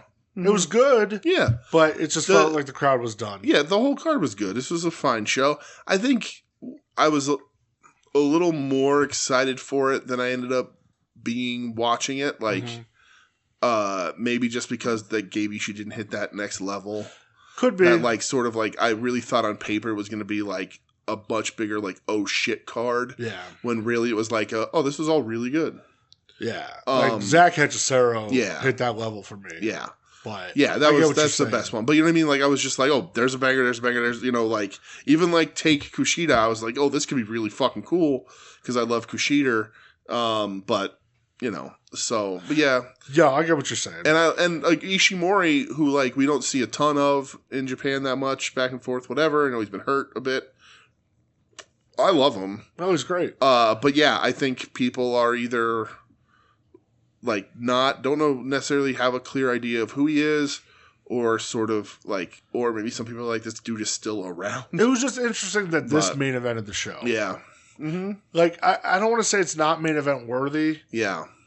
But this show didn't feel like this was main event worthy. Do you think they gave him the main event because Despy got robbed of a match on Kingdom? No. Okay. Despy's over in America. Yeah, for sure. Clearly. Mm-hmm. But I feel Gabe Ishii, this was their main event. You know? I agree. But that was it. For Japan. Well, kinda. Well, we did watch one more thing. I wish I had a theme song for it. I don't know what this could possibly be. We watched a match from American Pro. American, Kobe American. Yujiro Yamamoto versus Tsuyoshi Okada. Ed. So, Ed, this is just for you, buddy. Strictly for Ed. Ed, I had what I felt was a hilarious idea of reviewing this. It wasn't. It could still happen. Okay. Eventually. Was because, like, you called this out and some other people joined in, and I was like, we'll review this episode, but review this match, but as an episode of Wings on Wings. Yeah. Because it would be on, like, a dead feed that nobody listens to anymore because the show's over. But that didn't happen, but we did watch this match, Ed. Yes, and Tsuyoshi Okada seems like a guy who'd be in total fucking chaos. Sure. Yujiro Yamamoto was in the green panties. Yeah. I'll tell you, Brett, I really liked how the ring squeaked. Yeah. Every time they moved. Yeah, and I really liked how, like... Every step squeaky? People were sitting in their bar stools about an inch away from the ropes. Well, so my favorite thing about that is that I really like the lady, quote-unquote, ringside with her camera with a 2-foot lens on it. Yes. And I was like, really need to get the shot. Lady, I think you're close enough. You could lick the top rope without leaning forward. I think you're okay. But she needed she needed her 50 times zoom, I guess. And apparently, like, I don't know if this is in a bar, because it looked like the ring announcer was like in a kitchen. I don't know. Like, announcing from the kitchen. I was just like, ma'am, you're less than 2 feet away from the wrestlers while they're wrestling. You don't need a camera that big. The camera angle is where you can't see the whole ring. Yep. Which, who wants to see a whole ring when you're watching No, it's unimportant. No commentary. So, if Ed would have given me someone with commentary, I would have been pissed. If Ed sending someone a wrestling match to watch with commentary is like that, what would you text to somebody that if you were kidnapped so they would know you were kidnapped? Yeah. Ed was like, hey guys. Ed would send a WWE match. Yeah, he'd be like, check out how good the commentary is on this show, guys. And then we'd have to get the authorities involved. So this is like, I don't know. I feel like I'm in a bit of a fever dream watching this. Okay. I didn't dislike it. I didn't dislike it either. Mm-hmm. I don't know how much I'd watch of it. No, I can't. This is a very, very special occasion. Listen, like, where there's stiff strikes, Yeah, lots of slaps, good forearms. Was there a lot of grapple fuck? Mm-hmm. Yeah. Sure. Ed doesn't like Zack Sabre Jr., huh? Sure doesn't. But this goes over for him, But he likes Yujiro Yamamoto, I guess. When they're just on the mat working cravats for 5 minutes. Uh-huh. Okay, Ed. Yeah. All right. You don't like Zack Sabre Jr., though. Okay. And Ed also tried to bamboozle me here. He tried to trick. He did a ruse, a cunning attempt to deceive me. Because this match ends in a roll-up. It does. And Ed knows that I have to give it +3 stars if it ends in a roll-up. He's got you there. So, and I like, it was a weird roll-up finish. It didn't make any sense, really. No, it was... took a punch to the face and then... got down on the ground and crossed the dude's ankles and pinned him. Yeah. Yeah. But, all right, Ed. I mean, that was... Well, Ed... Thanks, Ed. Ed, we did it. Thanks for keeping it short, buddy. American Pro, Ed. There's your segment, pal. Well, this isn't the end of Ed's segment. Oh, okay. Because Ed has a question. Okay, it better be a one-parter. Making us watch wrestling and then asking a 2-part question is just unheard of.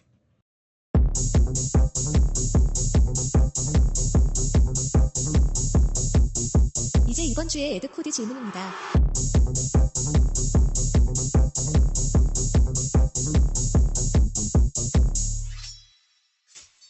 All right. So Ed says, "Hey there, fellas. Hi, Ed. 2-part question here. Please allow this to help my grieving process related to the first part of the 2-part question." Okay.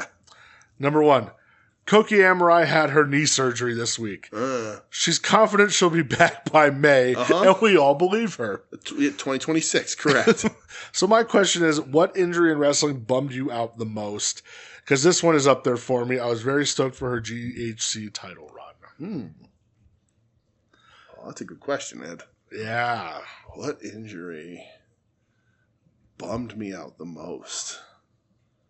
Do you have one? This is a tough one. It's tough. It's hard. Anytime Ahmed Johnson got injured, I got bummed out. Yeah. Because listen, I was part of the Pro River Posse when I was a kid, man. That motherfucker was sick. Yeah, he's awesome. Absolutely. No, go with that. He was fucking awesome, dude. And then, like, just watching him get injured doing dumb shit, and it just bummed me out as a kid. I really liked Ahmed Johnson. You know, says a lot about me. I will say a recent one. Jamie Hayter's back injury was really tough. Yeah, that sucked. She was champ and she was tearing it up. She was operating on such a high level. Yeah, absolutely incredible wrestler there at that moment. Hopefully she gets it back. I'll say the ultimate bum out injury for me. That thankfully did lead to redemption. Yeah. Bryan Danielson. When he had to retire for a couple years. For sure. I love that guy. Yeah. I love him so much. And I was so heartbroken for him. Yeah. And that segment on Raw where he's just talking about, and I cried like a baby that night. Yeah. Love that guy. So that was probably number one for me. Was you know what? I'll tell his career kind of coming to an end. Yeah. Here's one that but thank God we got him back. An injury is tough to saying this is an injury, but it is something that kept this person out of the ring for a long time. But it was Kenta Kobashi's cancer diagnosis. Yeah. Yep. Because not like an in-ring injury, obviously. That would be a Masawa category, but well, we're gonna take that a step above injury. But I mean, But like Noah being what it was and Kobashi being who he is, and then like not only like being like he may never wrestle again, but like he may not survive is really crazy. So yeah, that's a big one. And Eddie Kingston. Yeah. Eddie getting hurt's a bummer. Because Eddie would be a big factor in what's currently going on one way or the other. So yeah, Eddie getting hurt always sucked. Yeah. One that I'm curious what would have happened if Punk never tore his tricep. Yeah. What would have happened? Like, I'm not talking about the Rumble one. I'm talking about, after the fucking brawl out or whatever. Like, well, when did he break his foot? Was that before that? Was that after that? Yeah, actually, that's even more. Yeah, there you go. When he broke his foot. It's not so much a bum out, but it's a what if. Yeah. What would have happened? Because it was right after he won the belt. Right. Literally days after he won the belt. I got a big one because of that. Because he never got back. Finn Balor. Yeah, they never trusted him. That shoulder going out. I was there for that. That's crazy. I was there when he hit the fucking guardrail, the protective barrier. Yep. I remember being there and saying to my friend, like, "Oh, he's hurt, dude. Like he is fucked." And he never got back to that level. That title. He had the title for a day. That's wow. That's crazy. It's a big one, man. Because he's still there and he's still a prominent part, but like. He'll never get back to that level again. You know another one too? Kenta's shoulder injuries in NXT. Yeah. How far would he have gone? Sure. Without that. Yeah. Could he have won a title there? Yeah. Makes you think. Yeah, for sure. And like another one where it's like, man, now I'm just like rattling because it's like, yeah, he ended up coming back and I'm so happy he did, but Shibata his fucking brain, get his brain removed, like. Because that match against Okada, I see people still saying that is what they think is the best wrestling match ever. There you go. So you missed how many years of Shibata because of that? You know, it's tough. And obviously he's had to change his style. Not overly change it, but it's not as it was. For sure. Ed's second part of the question. All right, this week only, Ed. Now I don't know the calculations if he calculated this into today when he asked the question, but it's 233 days until Hungover Breakfast 2025 at Colossal Con East. Okay, don't. Hopefully that math is wrong. We don't want too many people showing up. That's true. People are going to mark it on their calendars. That means 233 days to get you boys into some good anime. So my question is, how aware are you of Tiger Mask W, and what's your interest level in watching it? I think it's a nice little snapshot of when New Japan was really good 8 years ago. Okada in an anime. Kenny in an anime. Who couldn't love that? Ed, I'm very aware of Tiger Mask W. Right. I'm very aware that Kota Ibushi Kota Ibushi, my apologies, donned the Tiger Mask W in New Japan. There you go. I've seen clips of it. Yeah. I have not watched the whole thing. Sure. Is it on Crunchyroll or something? Is that still a thing? I don't know. I don't remember. I know Ed put a link. I don't know if it was just a trailer, but one of them collapsed in. So because I had a membership to the one that collapsed into the other, and I don't remember if Funimation collapsed into Crunchyroll or if Crunchyroll collapsed into Funimation. But I did have a subscription to one of them when that happened. Yeah. Listen, I've seen clips. I'll watch it. Yeah, I will. I'm an old school anime guy. There's my promise to you, Ed. There you go. Before Colossal Con East happens, I will watch Tiger Mask W from start to finish. Some of it. Don't say start to finish. You don't know how many episodes there are. Not that many. Are you sure? Yeah. Okay. I'm almost positive. All right. I may have just dug myself. Yeah, because like they could be like 500 fucking episodes. You don't know. Could you imagine if they did Tiger Mask W episodes? Yeah, and I'm an old school anime guy. I used to go to Suncoast Video when I was a teenager and buy anime. So, Violence Jack, Devilman. 38 episodes. That's not bad. That's not terrible. Okay, I could do that. Yeah. Fuck, is it all in Japanese though? Well, there's got to be subs out there somewhere. Crunchyroll has it. There you go. All right. But yeah, I used to Ninja Scroll. I used to watch all that shit. Togi Bakbei's in it. There you go. What do you want in life? Right. And Yuji Nagata. Oh, there you go. All right. Yeah. Ed, I'll watch this. Yeah. As long as it's with subtitles. Yeah, we'll figure it out. Ed. We'll watch it before we have 200 blah blah 233 days. 200 blah blah blah days. Oh, but then they did announce the new season of Daredevil. See? And then the final season of You's coming out. Some, Ed. I'll commit to some. I'll try my best. It's gonna be. I'll try my best. We'll see what happens. Well, that's it. Before we go to the Rumbler, did you buy anything? Did I buy anything? Well, I mean, kind of, sort of. My Dusty and my Psycho Sid came in the mail. So my Dusty came in the mail. Yeah. But Sunday, because I missed out on the pre-order. Yeah. So I pre-ordered them Sunday morning from Target because it said they're in stock. Mm-hmm. Sid and Rick Rude. Okay. And I've done this before where on release day they'll say they're in stock and I can just go pick them up from the store. I've done that. Did that with the line with the Sultan and Captain Lou Albano. Okay. Said, okay, your order will be ready to pick up in however long. Yeah. It wasn't ready to pick up in however long. Yeah. They canceled it on me. But they said, okay, well, it's not ready for pickup, but we'll ship the figures to you for free. Okay. So they just came in the mail on Tuesday or Wednesday. I got them. So I got the Rick Rude Chase, which is fucking gorgeous. Yeah. The Sid is so good. Yeah. I did a side-by-side with the old Elite Sid that I have, Sid Vicious. Blows it out of the water. Yeah, for sure. And yeah, I got the Dusty in the mail. Yeah. I think that's all I bought, though. How gross is the belly spot on the Dusty? So awesome. It's like a sunburst gradient on it. Ew. I don't know, did I buy anything else? I know I had some stuff ship. Yeah. I don't think it's wrestling related, though. I think it's more hardcore. Yeah. Related. I love that Dusty. I went to Target to try and get a second Dusty. Because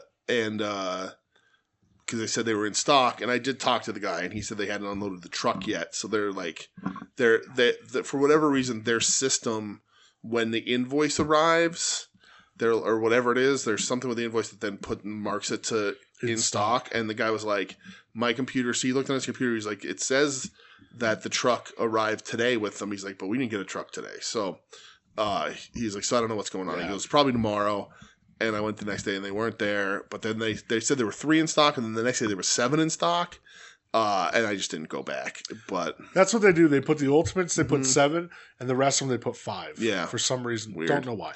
I did order from Dry Rot their Rumble 92 parking lot shirt. Nice. Because it's the best Rumble ever. Yeah. Which leads me to one final question before we get to the Rumbler. And now the Tim Taylor question of the week.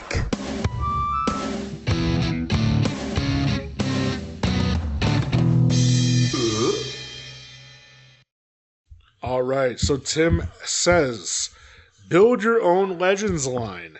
You work for Mattel and are put in charge of building your ideal Legends line. You need 4 Elites and at least 1 Ultimate, which is what they do. Mm-hmm. What do you got? Be as detailed as you'd like. Okay. You think about this at all? Yeah, briefly. I have ones that are always in my brain. Okay. So you want to do 1 for 1? You just want to do your complete rundown? Well, I mean, I'll start with my Ultimate. Okay. And it's tough, and it would be based on. I was going to base it on what your Ultimate would be, but it would be a tag team 2-pack because it needs to be a tag team 2-pack, and it needs to be the fucking Road Warriors. Yeah. It's got to be the Road Warriors or Demolition. But I would start with Road Warriors. Full on WWF red pads, like that era. Like, I want you to run them all. Come with the belts. Right. Maybe you do a chase with the black NWA pads or something, or the blue WWE ones. But yeah, it's gotta be the Road Warriors. With the belts full on. So we're simpatico there. Yeah, it's my Ultimates too. It's gotta be. It just has to be. They're the best. Yeah, it has to be. And it's so crazy that they don't have a license. Right. Everything else is tough. Like, there's some guys we haven't gotten, but we're probably going to like Coco Beware. Okay. So would you put that in your line, though? Is your line, so your Ultimates and my Ultimates are both the Road Warriors. Okay. And you got 4 Elites. When I put Coco Ware in my line. No, I wouldn't. Okay. I'm going to leave him off, although it's a good one. Shit. Okay. Go ahead if you got it. My first one would be NWO Great Muta. Okay. You can do it. As an elite? As an elite, yep. Yeah. NWO Great Muta, pack him with the NWO shirt, the black NWO face paint, not crazy deco Perfect hits. Pick. Yeah. That'd be my number 1. Perfect pick, yeah. Shit. I mean, if we're building out an NWO, which I think they really should, because if they're doing Dusty, build a figure NWO, you can do anybody. I'm gonna say Scott Norton. All right. I mean, Scott Norton in the brick singlet. The brick singlet. Yeah. All right. No, all right. You were thinking Chase, weren't you? I was thinking Chase for Norton. What are you doing in the fire? Scott Flash Norton is the Chase, okay, but then I'd have to make an ice train. Yeah, you can't. That's a bridge too far. Yeah, I don't. Ice train, love you, brother, but yeah, I think we're good. Yeah. All right, my next one would be Survivor Series '93 Bret Hart, okay, and like the shorty, like the shorty Owen style singlet, okay, and the pink. I think what's the one that's on this one? Those are shorty pinks. It's not the same one, but they're short. It's shorty pinks. No, it's not shorty. It's just pink. Oh, okay. Yeah, it's just all pink with the belt. Oh, okay. Because it's got like the white piping on it. It does, yeah, but that's not. Okay. I thought somebody in the majors put it on head on it, and it was shorties. But yeah, I think, no, man, give me that Survivor Series '93 when that thighs were out, brother. It was looking good. All right, my number 2 in my Legends line. Because thugs can't spell, Tracy Smothers.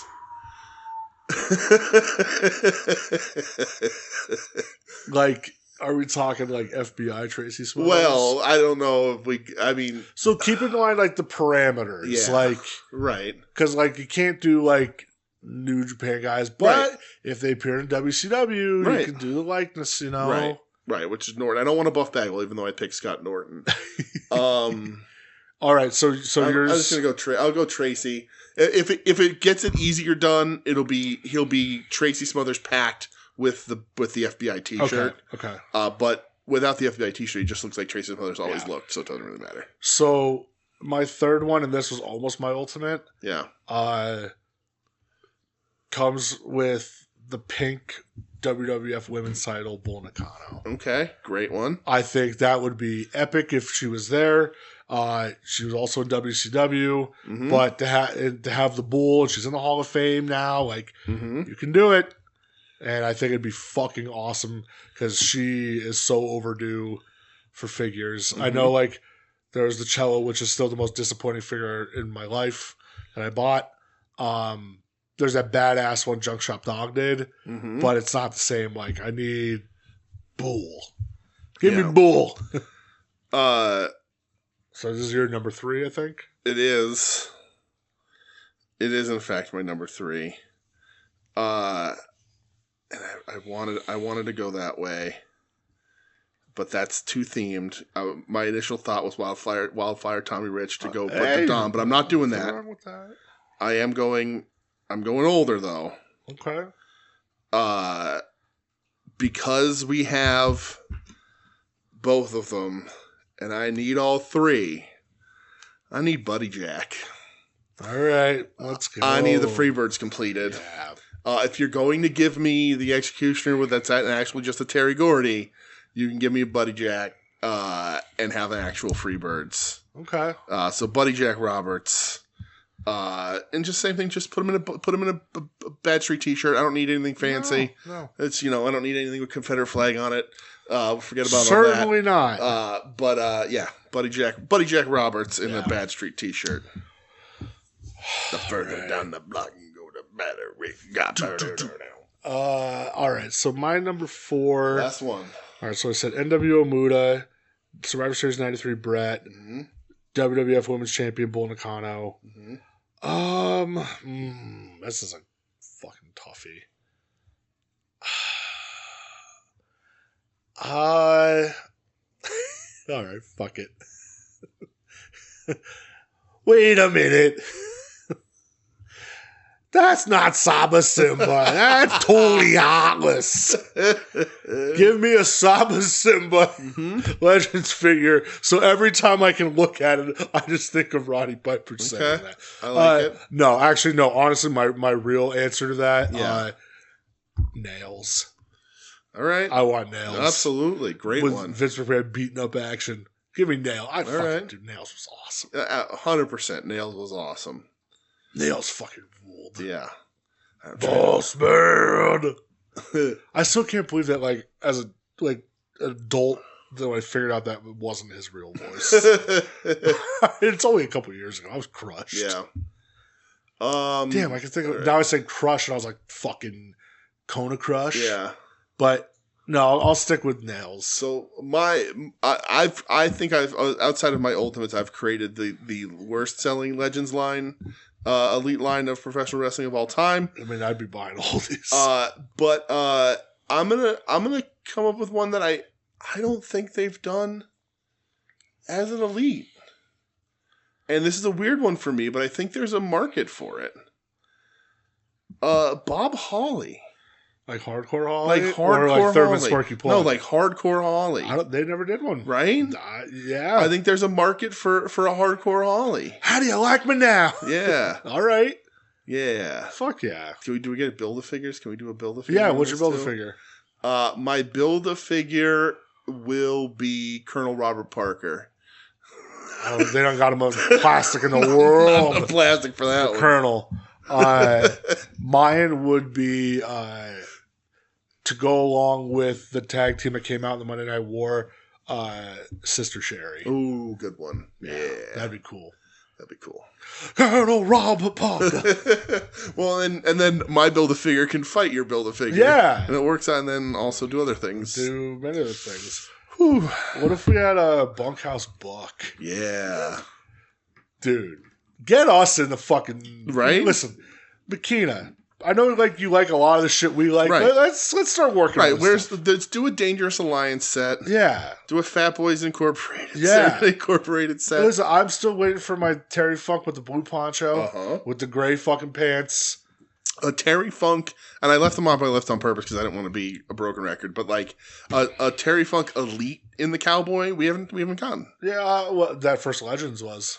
Oh right, the first Legends. But then they upgraded it to an Ultimate. They upgraded it to an Ultimate. So yeah.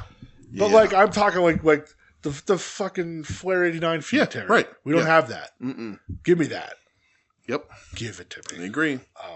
All right. Well, that was it, Tim. Thank you so much. I love conversations like that. Yeah. Thanks, pal. All right. Well, I guess it's Rumbler time. It's Rumbler time. Let's get everybody to where they want to be, which is with the Rumbler in 2013. I guess we'll see you all next week. That rhymed. Promotional consideration paid for by the following: WWF Royal Rumble from Acclaim. Now on Genesis, with more wrestling superstars and more specialty moves than ever before. 16-man mayhem, incredible 6 men in the ring action, in the ring, out of the ring, out of control. WWF Royal Rumble on Super NES and now on Genesis. Get ready to rumble! All right, we're back. The Royal Rumblers here. Hello. Hey, Michelle. For the second Rumble of this Rumble season, the season that is 2025. The season of the Rumble. And so, no, don't do that.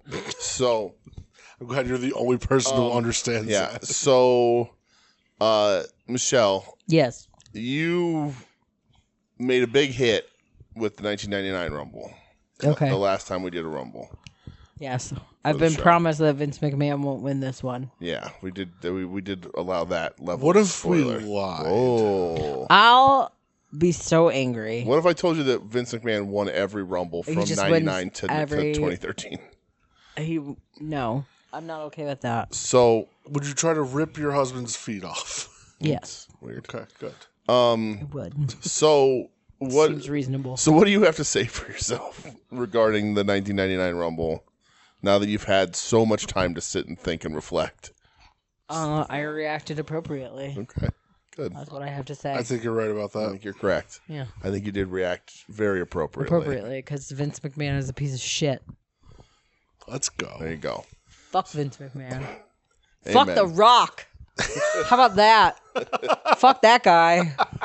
Fucking shills. Shills for Vince McMahon. I mean, you're not wrong. You're not wrong.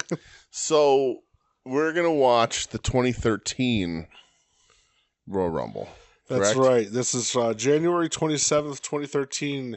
Coming to you live from the U.S. Airways Center in beautiful Phoenix, Arizona. Oh, Phoenix, Arizona.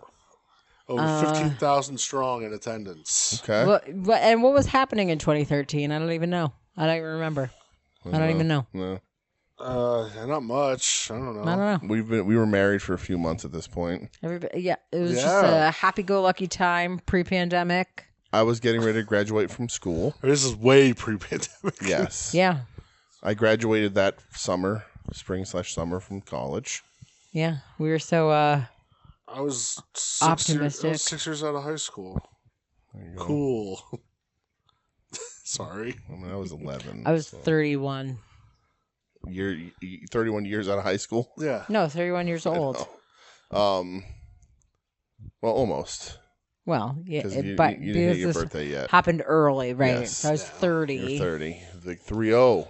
Ooh, the big 3-0. So I don't have a concept about anything that was going on in wrestling at this time. Like I watch, but I don't remember. The Miz was happening at this time. Well, I mean, the Miz is there, and we do know, and the big marquee match of this Rumble is Punk Rock. Yeah, it's CM Punk versus The Rock. That's stupid. I don't like either one of those people. Yeah, well, sorry, Brett. That's okay. Hey, listen. I always was like, hey, CM Punk, he's not that bad, right?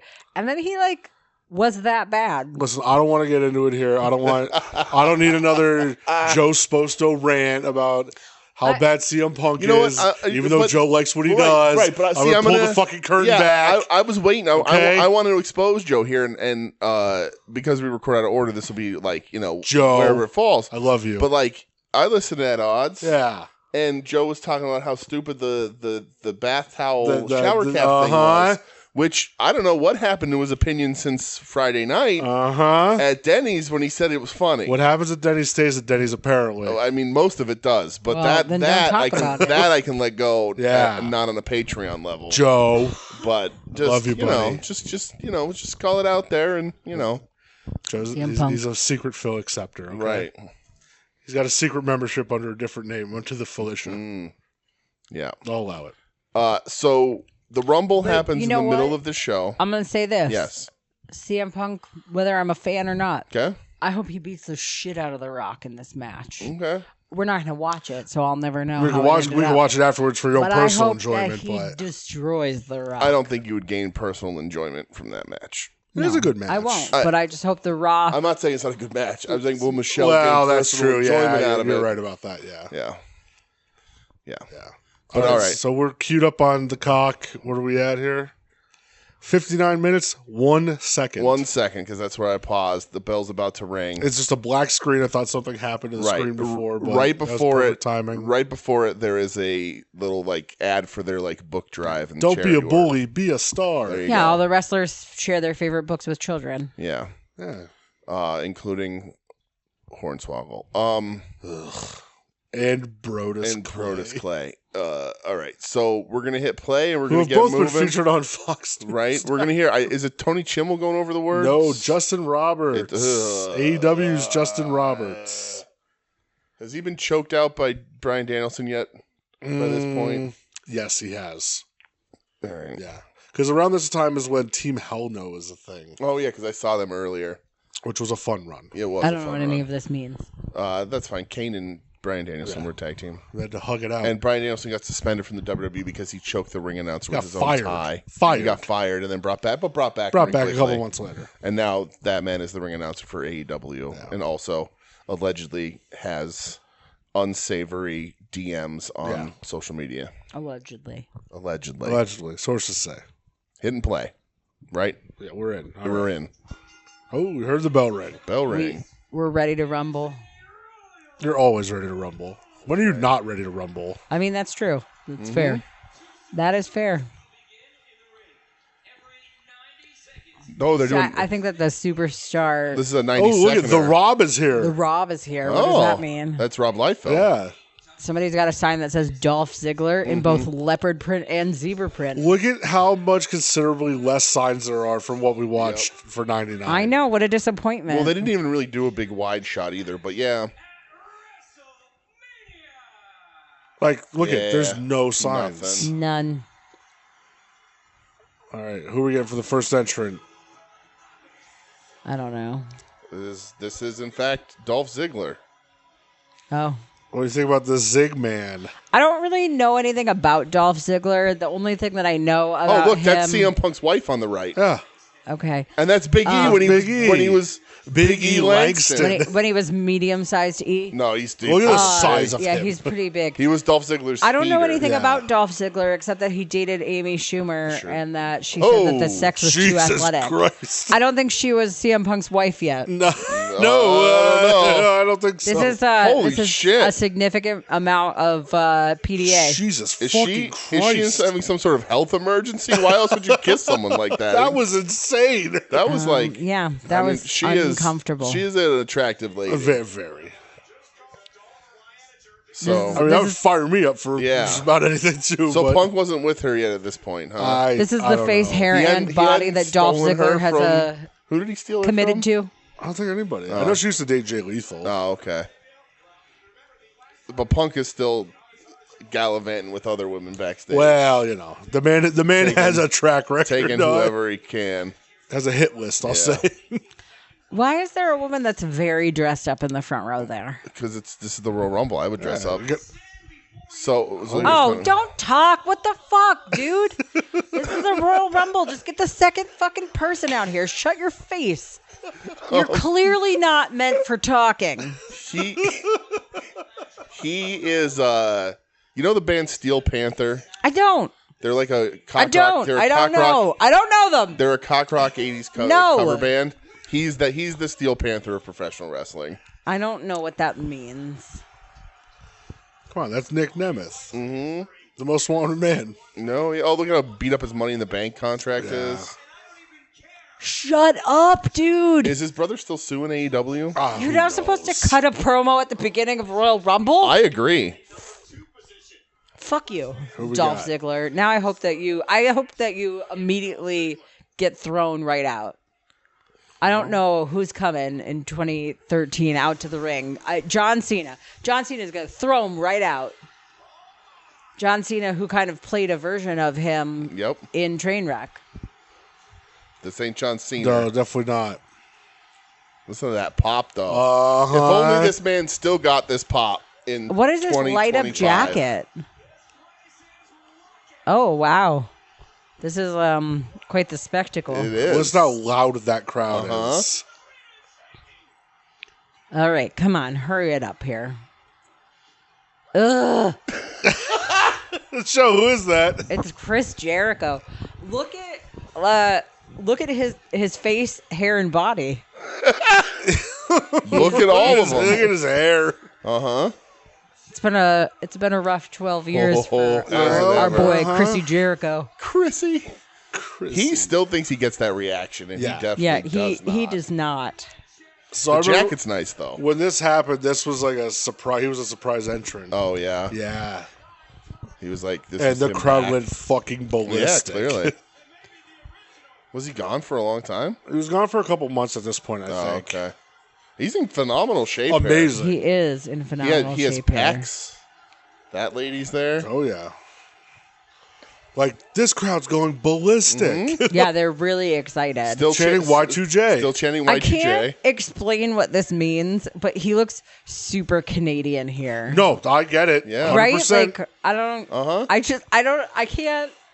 I can't elaborate on that, but I feel You're it's right. accurate. Yeah. You're definitely I also right. feel like it's a positive thing for Canadian people and a negative thing for American people. Okay. I like it. Yeah, so he was out for like 5 months at this point. Wow. That hair, though, is like what's happening? Compensating? What's happening? He was like, his hair looks like when John Bon Jovi cut his hair short. Yeah. He does. Yeah. Who says you can't go home, Brett? There's a Grumpy Cat sign in the crowd. There is, and it has Grumpy Cat was in 2013. Pineapples on it too. Is that what was happening in 2013? Grumpy Cat? Confirmed. Grumpy Cat, a member of the lifestyle. Grumpy Cat had an upside down pineapple. We on her, miss you, on her Nick. crate. Oh, lifestyle. What does Dolph Ziggler's ass say? Show off. Oh. Do you like his motorcycle boots that he wears? I don't like anything about him. I don't like anything about either one of these men. This is going to make me really sad. Look how Jericho has a tattoo. Right. But this is going to make me, because Jericho's still good here. Yeah, he's really good here still. You know, everybody ages, DJ. Yeah, but he really hit that wall. Well, he got real Trumpy and... Well, his wife did at least. I guess he did too. Where were you on January 6th, Chris Jericho? I'm just a guy asking questions, That's all. Chrissy. He seriously has, 2 tattoos? Did he go to Turkey? Yeah. Did he take a trip to Turkey? 100%. Because, the back of his hair is real flat. I think it's because it's combing down over a bald spot. Yeah. I'm ready for another person. Well, we got 90 seconds. This is a little slower than the... I'll get 2013, the Cherry to the Jericho. You still got it. Uh-huh. What if I just start counting? Maybe somebody will come out. 10. 9. I don't think that's going to work. Nope. Oh, it kind of did. No, he's not wrong. Oh, people are really fucking Throw him pumped. to the outside from there. Yeah. It's a good crowd. That is. Who's coming out? Oh, jeez. Look at the difference in this human being. Is this Cody Rhodes? Yeah. Why was Cody Rhodes there? Look at his mustache. What is happening? He's dashing Cody Rhodes. He's not dashing. The only thing he's dashing is my hopes and dreams. He was... Listen, I really like Dash and Cody Rhodes. He was in WWE at this time. He leaves because his dad tells him to. His dad says, they're not going to do anything with you here. Leave. So he does. Dusty Rhodes was still alive in 2013. Yep. What year did he die? Dusty was running NXT. Look at Cody with the shorty blue tights. This mustache. And the big white knee pads. Oh, my God. That's he's officially dashing here, right? Yeah, he's dashing Cody Rhodes. He looks like a state trooper. That mustache needs to go. He looks great. Yeah. He looks like a cop. Yeah. He looks like he's gonna see how many times he can say chicken to Chris Jericho. You know what is really good about Cody Rhodes here though? He doesn't have that fucking tattoo. Yeah, there's no tattoo. Oh my God, that tattoo. Wait, Jericho putting the lion tamer on the right way? Asymmetrical, weird, fucking American flag skull. And imagine angel now, wing bullshit Cody thing. Rhodes is the biggest star in the company. Well, it's funny. All 3 of these guys left the company at one point. Yeah, they were all gone. Right, and Cody's the only one there now. He left and went back. But Ziggler's Where did Dolph Ziggler He's go? He's in TNA. He's their heavyweight champion right now too. Yeah. So he's the heavyweight champ. Here comes somebody Cody's else. the current heavyweight champ. Right. If it's the Miz, Jericho's the Ring of Honor champ. If the Miz comes out right now, these are 3 current world microphone. champions in the ring right now. What's this? Oh my God, is he still Jamaican? Yeah. No, he's not Jamaican, but New Day, yeah, because Big E was out with Ziggler. New Day's not even a thing yet. Oh, it's very close though. I hope Kofi Kingston wins because they had about a 10-year run. So that's right. So 2024 really or 2014 is when they formed. Yeah. Kofi Johnston Kingston. Mm-hmm.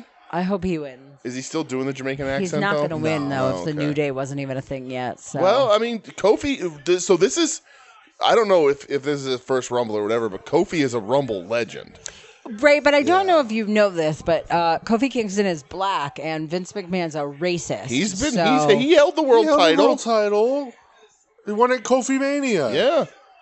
Xavier Woods the only one who hasn't, but because he got to be King of the Ring instead from the movie. Yeah. Well, he still deserves better because Vince McMahon's a fucking racist. I agree. Kofi rules. And you know who else is a racist? Triple H. Wow. So if we're looking right now, all 4 people in the ring, they at one point were world heavyweight champion at WWE. Yeah, Ziggler had it very brief Ziggler time, had it, and then he got kicked in the face by Swagger and concussed. Yeah. What is this questionable tattoo on Jericho's arm? Well, it's a whole sleeve now. I don't know what it is. I don't know what it is. I've never really looked other than the Jason. He has like a Jason hockey mask with the Canadian flag.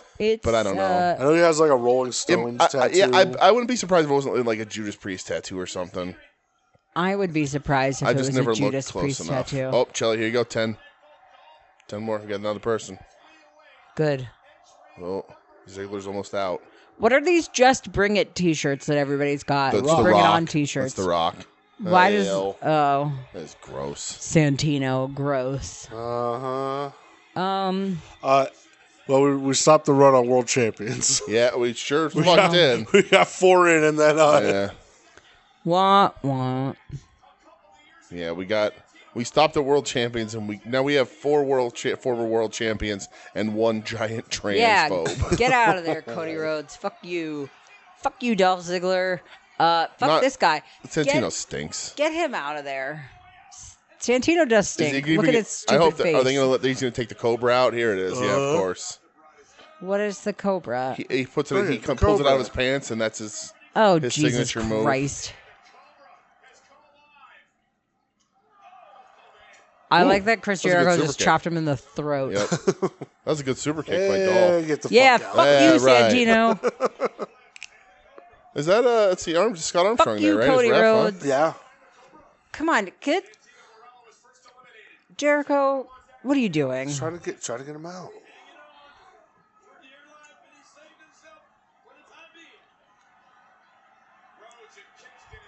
It's so weird to see the New Day not as the New Day. I didn't think about it so much as Big E because Big E didn't come in the match, but seeing Kofi is very weird, isn't it? I really missed the peak New Day shenanigans. Yeah, I did. I don't want any of the wrestling, but the shenanigans. Yeah. When they had cereal and shit. Pancakes or waffles or Jesus. Oh boy. Do you know what 3MB what is this? No, I don't know what 3MB is. Holy shit. That's Drew McIntyre. Who's Drew McIntyre? Another former world heavyweight champion in WWE. So here he's a member of the 3-man band. That's 3MB. And he also leaves or gets released. Yeah. There's an entire reinvents himself family. and comes back, and he's just currently feuding with Punk. Well, not currently. But I'm sorry. There's an entire family in the front section here in the same T-shirt, and it's really throwing me off. In the Just Bring It shirt? Yes. Yeah, there's 5 of them. It's the Rock. It's the Rock. But they're clearly all together, and they're all wearing the same T-shirt. They just want you to bring it. Yeah, they probably all bought together, it all at the stands. The whole family bought the same fucking T-shirt, absolutely. and nobody sees a problem with this. I mean, they're a matching pajama family. When we went to Raw and Wilkes-Barre, I think all of us bought the Wilkes-Barre 316 we all shirt. bought that. And you all put them on? We did not put them on. Are you guys starting a matching pajama family? We could. Yeah. You want? Should I get us a whole matching pajama? Let's go. Yeah. Kind of want that. So my phone's currently on the hook charging, so I can't show you Drew McIntyre, but what a change. The long hair's just not working for him. He still has the long For hair. who, Drew? Yeah. But he has a beard now. Yeah, I'll show you Drew And he got super Just put your jacked feet up. down, Jericho. Nobody cares. Oh, who is this fucking ref on the floor? Oh, that's you. Little Nate. Nobody has ever worked that hard at a Royal Rumble in their entire lives. That's Drew McIntyre. Do you remember when 2 people got out of the ring at the same time and nobody paid attention? That's Drew McIntyre now. This is a much better look for him in this new photo that you're showing me. Titus O'Neil. Is this right. where he falls? Nope. No. What up, Titus What a O'Neil? shame. He very famously came out. It was a Rumble, wasn't it, where he came out for that? That was time? the one over in Saudi where he... the Greatest Royal Rumble or whatever. Yeah, which we won't watch that He one. tripped and fell and slid under the ring on his entrance by accident. That's amazing. Yeah. Yeah, so Titus O'Neil...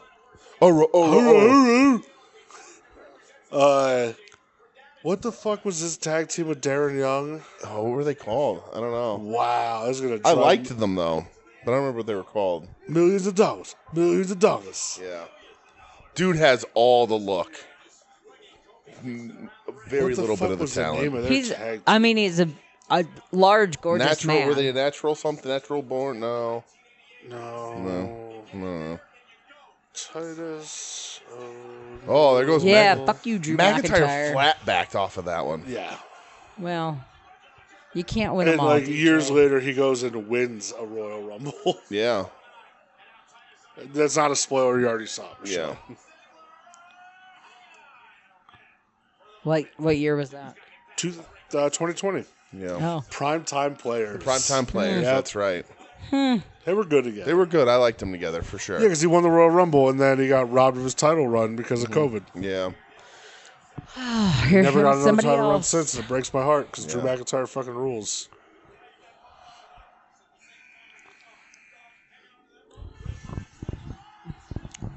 What's all this bullshit? What is this yellow thing? You know who that is. Shelly. What?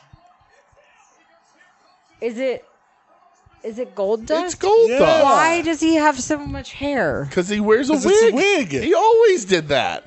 He wasn't wearing it yesterday. Last 2 weeks ago.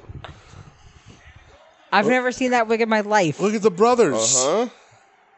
That's Dusty's boys. Gold Dust was created in Vince's images as being a transvestite, I guess. Yeah. That is not the preferred nomenclature, dude. No, what is is it? No? What? Transgender? No. Like cross-dresser. Wouldn't that isn't No. No, it's that's not. No. You're telling me that Rocky Horror is not politically correct? Yeah. I am telling you that. I'm sorry. Look at Dusty's kids.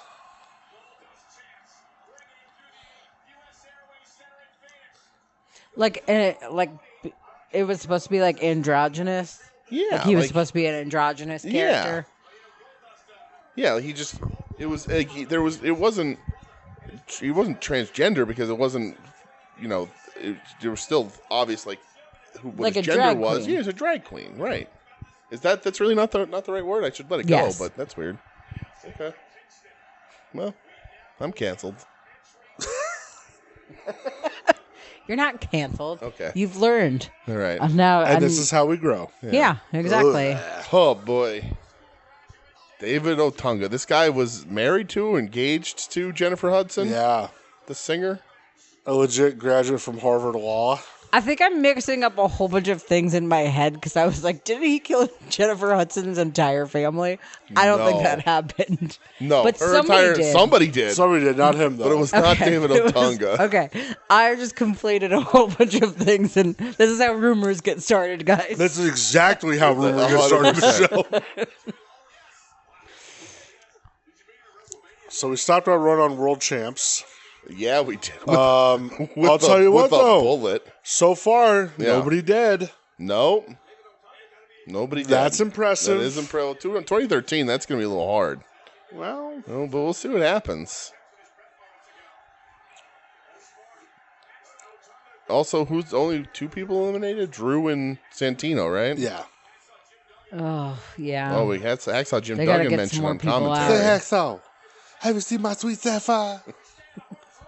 I don't know, Dusty. We're still looking. I hope the Rhodes boys eliminate themselves. Oh, well, they are feuding, kind of, sort of. Well, I feel like I will say it's a shame they never had a WrestleMania match. Yeah, that should have been a Mania match. Yeah, their AEW match is awesome. That's amazing. So, all right, where are we at now? Let's get. Oh well, there you go. Here's the leader of the 3-man band, I guess.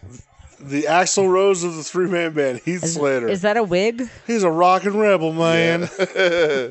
No, that's his actual hair. That's real hair. He's the lead singer of the 3-man band. Who's the jackal? He used to be a 1-man band. Yeah. And they added 3 guys, if I remember correctly. Well, he looks like he's in a Poison cover band. He tagged up with Rhino for a little while, and that was awesome. Tag champs with Rhino. That's right. Because I got kids. He's got like a TNA guy? Like a Danny Bonaducci kind of look. Yeah. I can see it. Man, I love Sting. Yeah, this is we were correct in our assumptions. This is a bizarre era. Yeah, this is like it's a weird. Like I kind of said to you last night, I feel like the stuff in WWE right now, the stuff that's good is very good. Yeah. The stuff that's bad is very bad. Yeah. There's just like no middle ground. Yeah, like there's going to be some more recognizable faces. At least I thought there'd be till Goldust came out. Michelle's like, I've never seen this person before. While though you've seen him multiple times. Maybe within the last 24 hours. Yeah. But I didn't recognize it with this wig. I've never seen that wig before. All it takes. So if I was to put long blonde hair on, you'd be like, "Who are you? Get out of my house!" Yes, I'm just like Lois Lane. Oh. That's all it takes, huh? Thank you for calling me Superman. Oh. All right, here's number 11 entrant. Wow. Somebody in the background has Great White. Is Great White here to play? Oh, he's this guy. Oh, and who would this guy be, Michelle? I don't know, that fucking fake Irish dude. His name was on the screen. It said Great White. Is that his name? No, it came up on the side of the screen. Everybody's name is showing up in the upper right hand of the screen. And also, under Great White, it said Sheamus. Oh, Sheamus. He's Sheamus, the Great White. Former world champion. He is true. Very white. But never former Intercontinental champion. It's the only belt in WWE he hasn't held. That is the whitest dude I've ever seen. I have just seen way too much of this man. You're seeing a lot of his inner thigh. A lot of his inner thigh. Oh, Titus? Yeah, a lot of Titus O'Neil inner thigh dude, there. Though, so. I mean, he's a great looking dude, but I still don't want to, like, I just don't know that the upper inner thigh of any man is like, makes a woman swoon. Well. No woman's like, you know what I'm really attracted to is that upper inner thigh. Upper inner thigh. Let me see that upper inner thigh, bro. Preferably on a huge screen with a camera. Going on a tear here. Yep. There goes Tonga's gone. Heath is probably not long for this world. Nope. Well, get Sheamus out of there, too. He's too white. I can't stand looking at him. He almost blends into the canvas. Yeah. All right, here we go. Number 12. Number 12. Colt Cabana sign. That's Kurt weird. Hawkins. Oh, Jesus Christ. Oh, my God. I'm going to have to explain this to Michelle. I just looked at that. I still can't understand what it says. Oh, so that's Lord Tensai. Yeah. So, okay. He has a lot of tribal tattoos, right? And he has Japanese kanji on his face because he was full body hair. He shaves his whole body hair. He's covered in body hair, and his name was Prince Albert, and he had all kinds of piercings. Yeah, he was a piercer. I hate it. And then he got fired or let go. He went to Japan, had a pretty good career there. Yeah, he became Giant Bernard, and then came back, and the gimmick was he was a former WWF wrestler who went to Japan to hone his skills. Yeah. And he was given the title Lord Tensai. Yeah. And they like, who is it? He was under a hood. He's like, who's it going to be? Who's it going to be? And they revealed it, and it was just Albert. And immediately the crowd just started chanting Albert at him. Yeah. But they tried with this Tensai thing. He also at one point was known as the A-Train. That's true. He looks... I just want him to be gone. Just get him out of here. I don't like it. Yes, disgusting. I agree. Thank you, commentary. Go ahead, Moggle. What the fuck was that even? Great Man Drive Bentleys. Go ahead, Moggle. Who's doing the commentary? That was JBL, John Bradshaw Layfield. Mm-hmm. What language was he speaking? Go ahead, Moggle. Lucky 13. Who we got?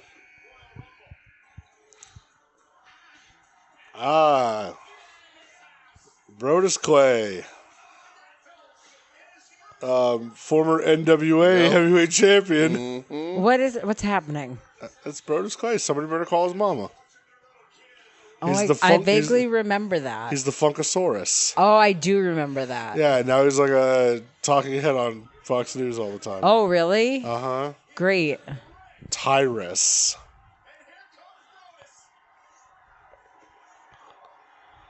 Towards the end of that Tensai, towards the end of his career, he actually started teaming up with Brodus.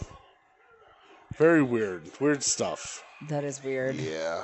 All right, come on. Somebody needs to get thrown out. There's too many people in here. There's a lot of people in here. I don't like it. Everybody is just like putting their foot up on the top rope. I don't know why. Like, I think Cody Rhodes just walked over to the rope and put his foot up there. I don't know what's happening. Somebody get out of the ring. Sheamus sucks. Cody Rhodes is yelling at people like a cop. Sheamus is great. No, fuck that. No. Sheamus is great. Sheamus is fun. I like Sheamus. No. Yeah. Get him out of there. Sheamus is a Hall of Famer. Come on. Sheamus has had a late career resurgence where he just says, hey, fuck it, I'm just going to punch for Come on, Rhodes kids. Yeah, he's going to be a Hall of Famer for sure. Easily. Sheamus is cool. The Hall of Fame, you guys have to stop talking about the Hall of Fame as though it's a real place. It's not a real thing. Goldust just threw Cody back into the ring, only to then be eliminated. I could start a Hall of Fame for our pets, too, and just put all of our pets in there. Okay. I mean, it doesn't actually mean all of your pets anything. are Hall of Famers. Fuck you, Cody Rhodes. Bugsy's on the Fuck cusp. you and your stupid mustache. The puppy of the world. All right, who we got? Oh. You know who that is. It's Rey Mysterio. I do know who it is because it said it right there. Oh, you finally looked up on that side of the screen? Oh, shut up. You know Rey Mysterio. What's wrong with you? Lots of stuff. Where do you want to start? You know Rey, right? Rey Mysterio's contacts make me uncomfortable. The singlet makes me uncomfortable. Yeah. This is where Rey started letting go a little bit.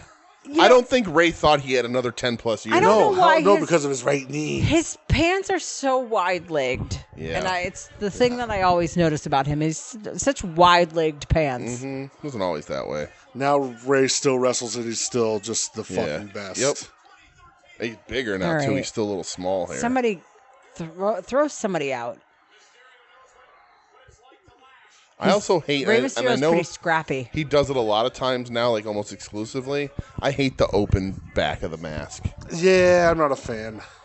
I'm sure it's more comfortable for him. Oh, absolutely. It's a lot more breathable. But he should, I'm a fan, so he should appease me, not things that make himself comfortable. You know what I want. You know what would appease me? If somebody would get out of this fucking match. A lot of people in the ring Why is right everybody now? in it? There's like 3 people eliminated. Sometimes that happens in the Rumbles. Get them out. Somebody needs to come in and do the big clear out spot. There's like a couple like bit players here too. Like just get them out. There's a lot of bit players here, let's be honest. Especially in 2013. Yeah, the fucking the cover band guy, he can go. Oh, there you go, primetime players. Look at that. There's Titus O'Neil's tag partner. Yeah. I don't know who this is. He can go too. That's Fred Rosser. Yeah. New Japan Strong Champ. That is an interesting... Oh yeah, fuck you, buddy. Brodus. That's big an guy interesting out of color there. choice on Darren Young's gear. Like the copper knee No, pads. you can't get out. It's like an optical Kofi illusion. Kingston. Yeah. Because he's so greased up. Yeah. Like he's greased up so much that Whoa! his... Damn, Tenside gone. Darren Young's... That was actually pretty cool. Even Kofi Kingston kind of looked surprised by himself there. Darren Young's chromed out copper knee pads and tights match his skin tone because he's that oiled up. Yeah. Oh, Chelly, look. Look at Kofi. He got knocked off the apron, but he landed on Lord Tensai's back. He does this shit a lot. Well, this is some of the beginnings of it. It's pretty early. This is his trademark, but I don't know when it started. But there was a Royal Rumble where he like rode a chair back. Yeah, and there was ring. a Royal Rumble where he failed. He screwed up and missed it, and they stopped doing it. Yeah, and then they stopped. Like 2 years later. Well, he tried couldn't he just throw this like that thing on the ground and then just walk on it? It would have to be above ground. You couldn't just be laying on the ground. Look at this distance. Yeah, this is impressive. You think he's gonna make it? I do think he's going to make it because I think I was watching the one where he didn't make it. This might be one of the first times he's ever done a gimmick like this then. Yeah, I know he did like the handstand and shit I feel like he before. could have just stayed in the ring though. So if we're being totally honest, he didn't look like he was falling out. He should walk on that hat.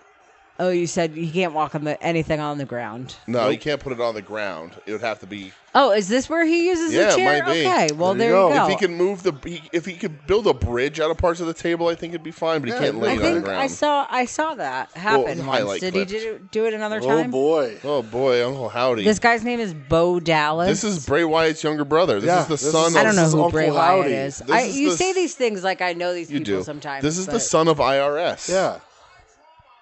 Oh, my God. You know IRS. Erwin R. Shyster. Is he going to make it?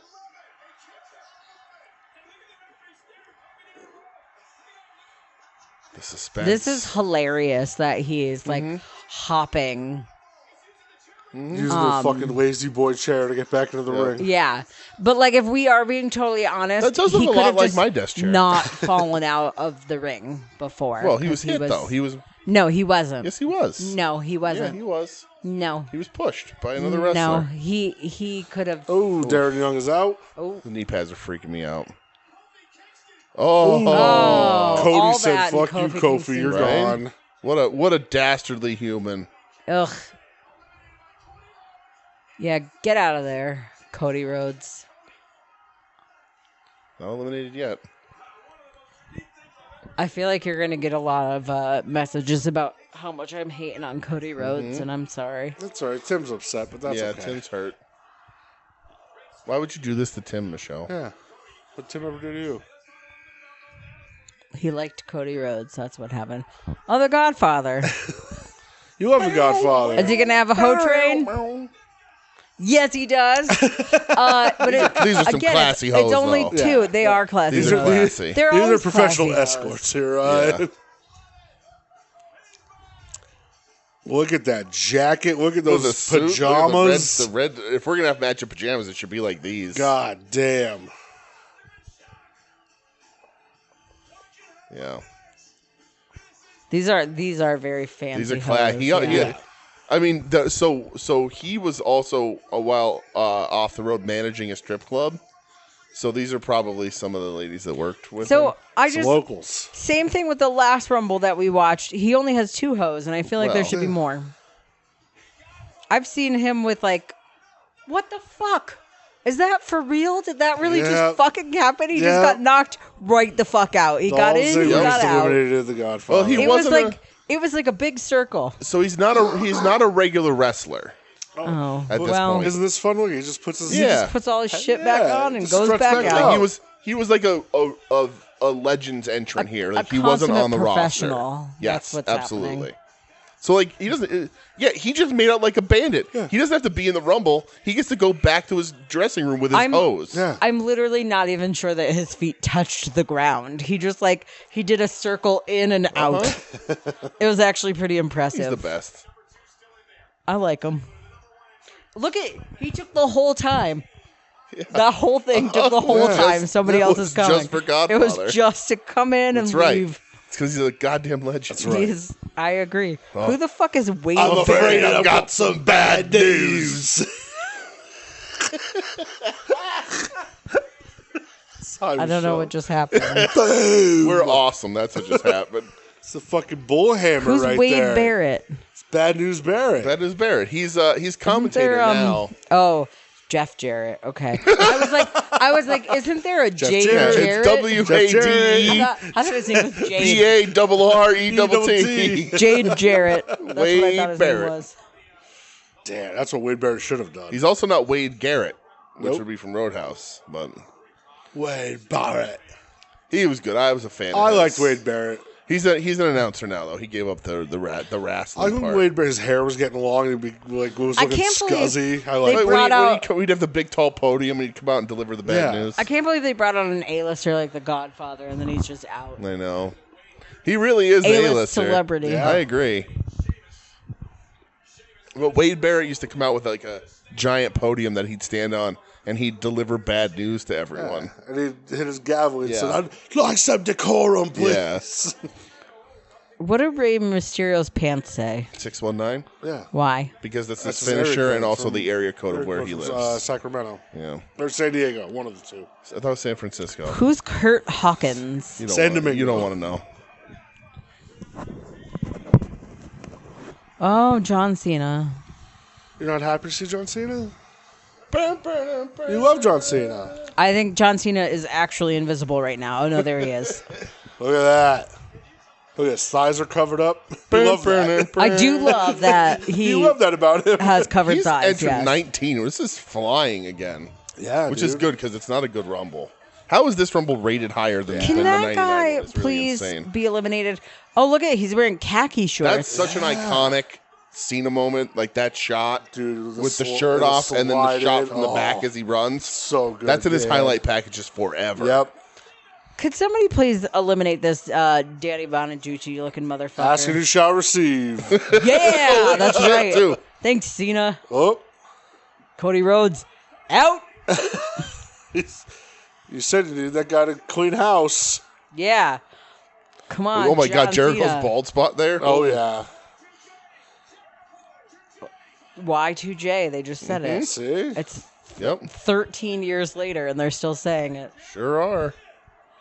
25 years later, they're still saying it. Oh, really? Yeah. Oh, yeah. It's fucking Y2J. Well, so one of these things is not like the other, because it feels like John Cena is a big star, and nobody else really is. So you feel like it's a problem that you had with the Rumble yesterday? Yeah. Okay. I would say there's Jericho. There's more. Jericho, Ray is always a threat. Ray's a big star. Sheamus is upper mid card here. You stop it. Stop it. What's this? This is Damien Sandow. Oh my God! Damien Sandow, the savior of the masses. His gimmick was that he was smarter than everybody else. Yeah, he also did poems. He would read poetry. Not as good as John Heidenreich. No, his disaster pieces. Right. Well, he also has a wedgie. Also, not like the genius, nor could he do the parlor trick that Lanny could. But yeah, see, Ray's always a threat. Ever since Ray beat the Big Show. I really just don't like Giant, sorry. Ray Mysterio's big wide leg pants. Yeah, there goes Ray. I just don't. I can't get behind the wide leg pants. Boom. Yeah, get him out of Bird's there, the original Sheamus. boom. Yeah.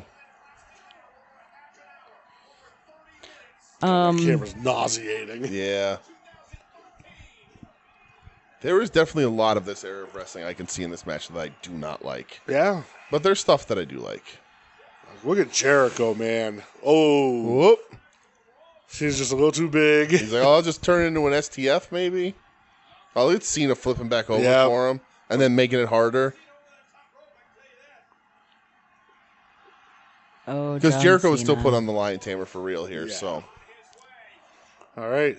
What are we at? Number 22? That's so funny. There was a Kurt Hawkins sign in the crowd. It was probably Kurt Hawkins himself. Oh, baby.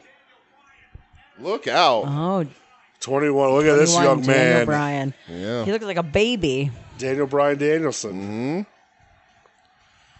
This is his heel, too, because he's doing no. This is Team Hell No. This is instead of yes, there he yells no's. Danny the Dazzler. Yeah. Was he a big star here? Oh, God, yeah. Former world champ. But he's almost done, right? Like, this is... when does the injury sideline him? Couple years after this. Was it? Yeah, whatever Mania... Because he won Mania 30. I don't know if the New York, New Jersey was 29 or 28. I don't remember. But yeah, Danielson, former world champion. Cena, obviously former world champion. Mm-hmm. Jericho is really the first guy that you're going to go for getting out here. I feel like... Jericho's a big star. Right, but like, let's get out some of the fucking... the guy with the pink shorts? Yeah, the NPCs here. 2016, so 2 years. Danielson's forced to retire. There are some non-player characters in this ring. Let's get them out of there. I agree. Like that guy, whose name I don't know. Dolph Ziggler. The pink panties over there. Damien Sandow. How about number 1 and 2 are still in the ring, Michelle? Sure are. Wade Jarrett. Mm-hmm. Oh, how about this guy? Antonio Cesaro. We haven't had any deaths yet either, right? No, Nobody's no deaths. dead? Nope. All right, let's count AEW people.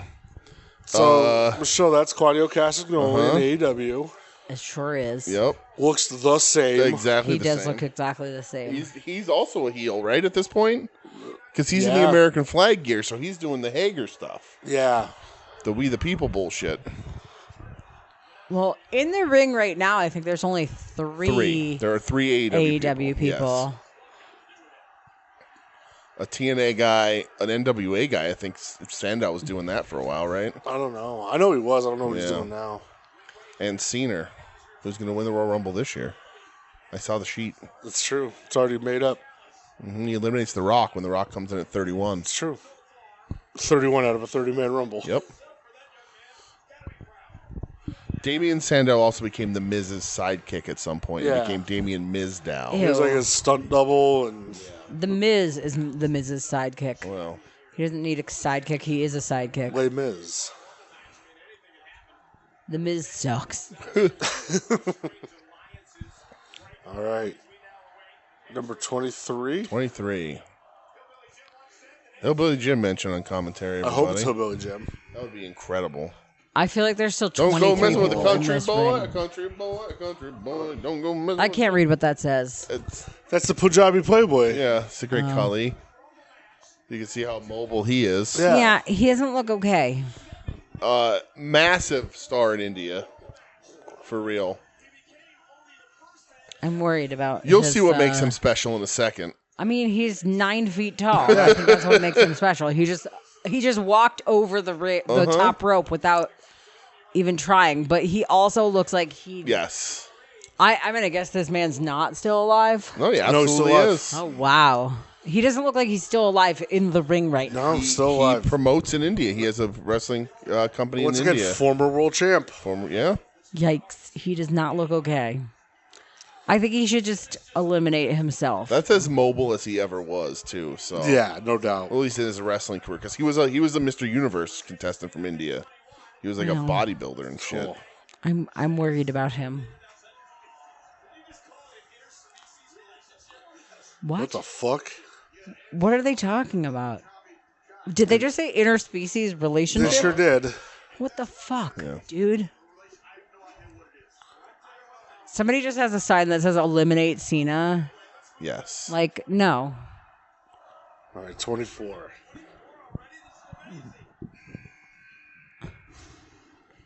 Hey, you know this guy. Oh, it's this guy.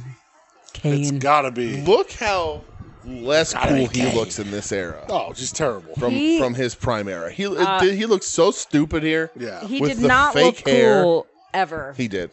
The fake hair, the bad mask. Yeah. He's not as big as he once was. He's not yet mayor of Knox County or whatever the fuck bullshit he is. Another Fox News regular. Who'da thunk? This is dog shit.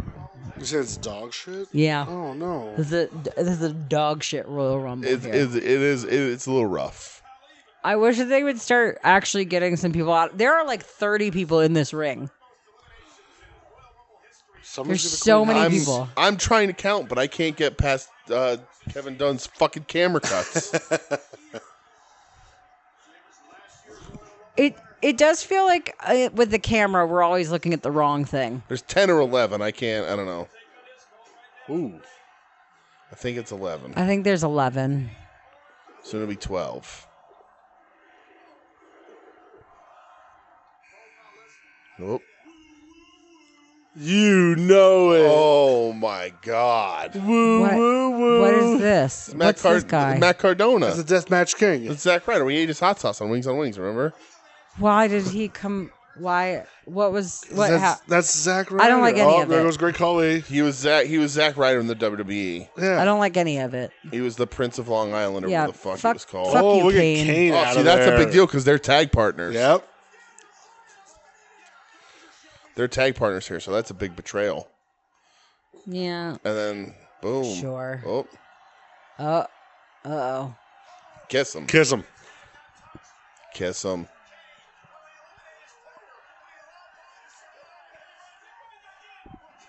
Ugh. They were fun. They were fun. God, Kane looks so lame, though. That mask They're is just terrible. going to argue about whether or Yep. not he should get back in the ring. Yeah. That mask is Ooh. terrible. What a betrayal. Betrayal number 2. Boo. Well, at least some people are out of the ring.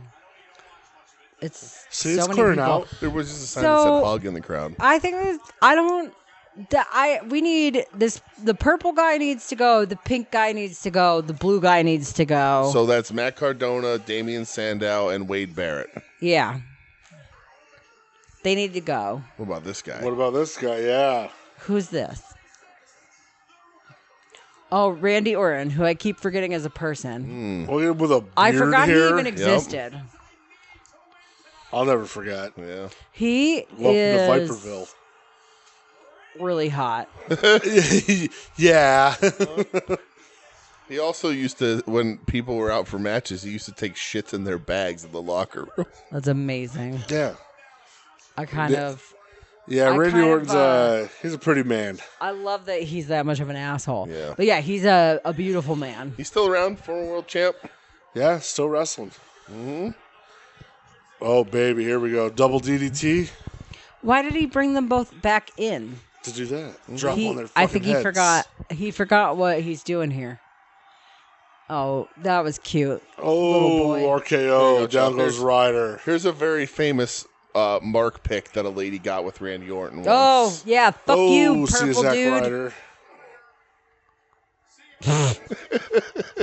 I mean, looking down her shirt. Yeah, that's the best. funny. Yeah. And then there is a picture of him with his wife where he's holding her boobs.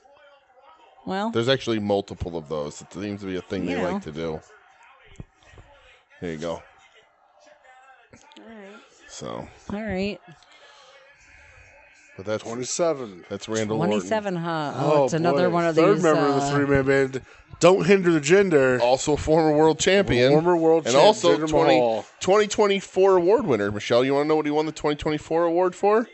What's that? He was one half of the worst match of the year. Oh, dogs is barking. The dog's here. Whoops. He Big was what? Bad wow. He was what the 2024? One half of the worst match of 2024. Oh. Yeah. Oh. Wow. Womp womp. What's his name? Claudio. Yep. Antonio Claudio Cesaro. Oh, that time says Grumpy Cat hates jobbers. Oh. Well, Grumpy Cat really doesn't like this Rumble then. Well, Grumpy Cat is a grumpy cat. He doesn't like anything. I know, there's a lot actually, of it was a former world she. champs in here. They are. There's a lot. Right, but they're jobbers at this stage. Yeah. Like, Jinder's a former world champ here, but not at this point. Jinder's definitely a job guy. You know. Bo Dallas, Jinder, Damian Sandow. Bo Dallas is not a good name. No. There goes Zig. Nope. That could have looked really cool, and it just looked like Dolph Ziggler doesn't know what he's doing. What the fuck was that? Jarrett. Barrett. Whatever. Nobody cares. Who's Orton waiting for? Who's he waiting for? The Rock. Oh, Jesus. Who's this? You'll know. Is it The Miz? Sure is. I hate The Miz. Yeah? Yeah. I mean, I don't know. The Miz sucks. He got in a fight on the way to the ring. I appreciate The Miz because he's managed to take his small level of talent and turn that into what is eventually going to be a Hall of Fame career. Yeah. You know, he has been on the payroll for forever at this point. He's been world champion. He's always featured in things. Also, he won in life because he married Maurice. Yeah. You know, show your favorite Maurice. My favorite. I think he's a tenure. 2 or 3 time confirmed sex haver with Maurice. I don't think tenure is a something to be admired. It's not something that shows that you have any level of talent. No, I'm not saying. That's what I'm saying. I mean, he Mitch doesn't McConnell's have talent. been in Senate for like 50 years. I'm saying he doesn't have the talent, but he's a decent talker. But he's managed to stay near the top of the card for over a decade and is constantly featured in segments or matches. More so segments. What's the difference between a segment and a match? Like he does like talk show bits and backstage promos and all that shit. Yeah, because he sucks. But he's made such a better career out of it. There's so many Miz's in wrestling history that had like a 2-year run and then wrestled in fucking gymnasiums the rest of their careers. MJF will be one of them. Well, I hope so. Oh boy. What is going on? What is at 29? Who's this? I'm big thumbs down in this Rumble. Big time thumbs down on this one. This is Mystico. Sin Cara, yeah. Get in the fucking ring, idiot. So that you can get eliminated. Please eliminate this wedgie guy. Who's the wedgie guy? I can't look at his fucking underwear up his ass The man anymore. with the pink panties? The pink guy. That's Damian Sandow. He's not a wedgie. He does. I can't look at it anymore. John Cena and Sheamus are just having their own match that nobody gives a shit about anymore. Something needs to happen. Number 30 better be like, I don't know, Hulk Hogan. Oh, there goes Wade Barrett. Yeah, fuck you, Wade Barrett. Wade Barrett. Eliminated by Bo Dallas, Bray Wyatt's brother, IRS's son, Barry Windham's nephew. Look at Bo Dallas. Number 30 needs to be like a big name. Like who? Earthquake? I said Hulk Hogan, but yeah. Who did you keep saying last night?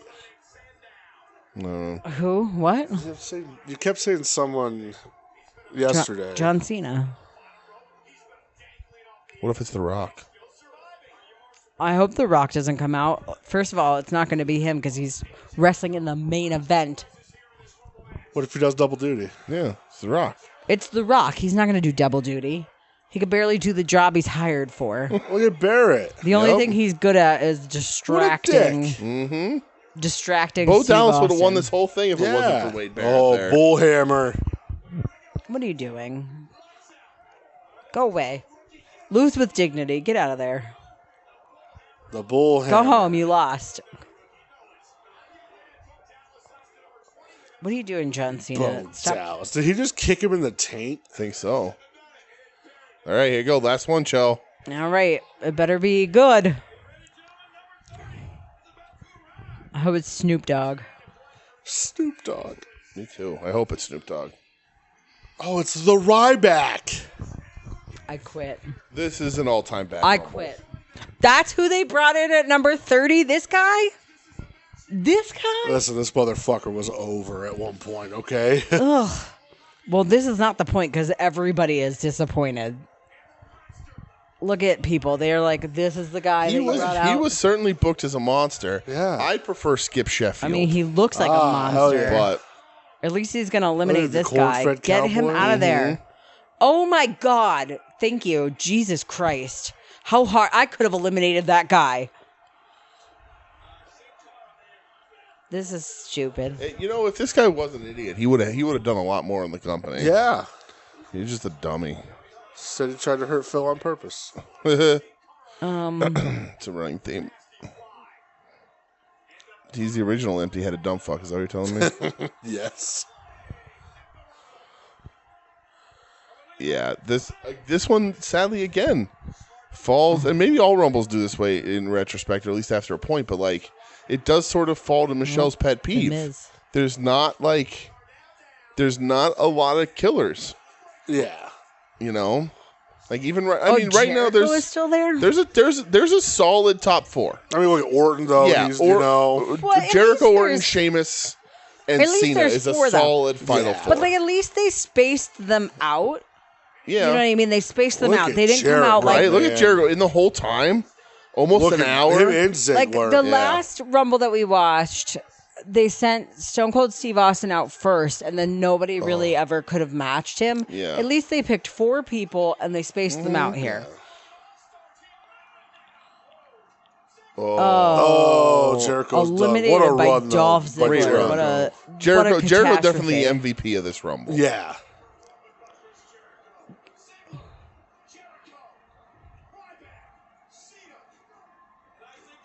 All right, we're almost down to a top 4, or last 4 here.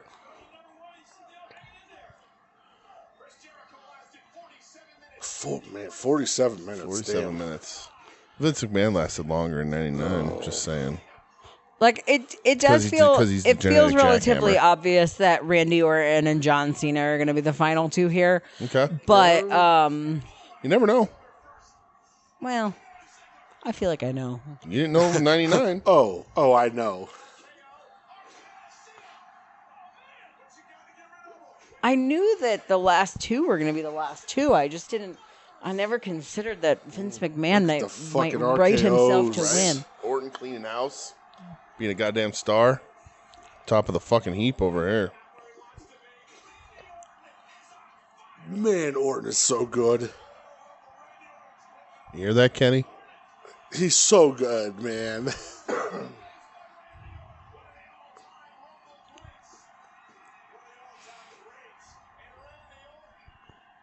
What a hottie. Yeah. Oh, Jesus. Mm-hmm. What just happened? Randy Orton got eliminated. By who? I don't know. What's his name? The Ryback. This monster guy. Yeah, the Ryback. Feed me more. Yeah. Feed me more. Feed me more. Well, that's a disappointment. It is an odd Final 4, but it's really weird. I just don't know why they eliminated Randy Orton. What were they thinking? Dolph just ate a fucking kick to the jaw. Yeah, took that one hard. All right, but Sheamus better get his head in the game here because what's his face is gonna come eliminate him. The Ryback? Yeah.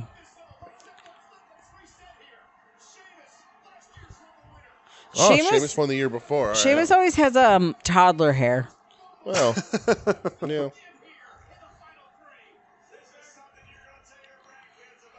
No, That's right, Michael. I mean, not that I'll have grandkids, but I would definitely not tell them about 2013 Royal Rumble. No, I wouldn't. Can take you imagine sitting your grandkids down and being like, "Kids, gather round, gather round." Mm-hmm. In 2013, I watched some mediocre wrestling. I would definitely tell them. I would definitely gather around. We're watching the '92 Rumble. Children. Yeah, well, that's number one. Hey, children. Come here, children. Children. Hello, children. Hey, chef. Hello, children. It's sign pointing Why season. Oh, What are they? What are they doing? who's going to Nine-Inch WrestleMania? Why are they fighting each other? Get the other guy out first, though. Oh, 5 moves of doom. Boom. Boys are so stupid. Come on, say it with sorry. him. You can't see me. Wildly. Does that make him actually Great invisible? spot. I Great guess shot. not. Great spot. Ryback with that great cutoff right there. The old meat hook clothesline. I'm worried about this man's heart. Is he still alive? He is. Yeah. He doesn't wrestle anymore. this? He just goes online and complains about Nobody wrestling. died in this Rumble. No, nobody dead, huh? They're all alive? Yep. Huh. Bunch of pussies. Boom. Did you just call them a bunch of pussies because they're all still alive? Yeah. They all go back to their hotel rooms and play with the Legos instead of doing cocaine. That's great. Like a real man would do. Right, like a real man. Legos Go are get great. in bar fights, get arrested to do drugs. That's what wrestling's all about. Yeah. Now all these guys want to do is go back to their hotel rooms and watch Antiques Roadshow. Oh my god. That sounds great. That's all I want to do. No, I guarantee you, none of the guys currently in the ring ever stabbed someone with a bottle. No. This is all good news.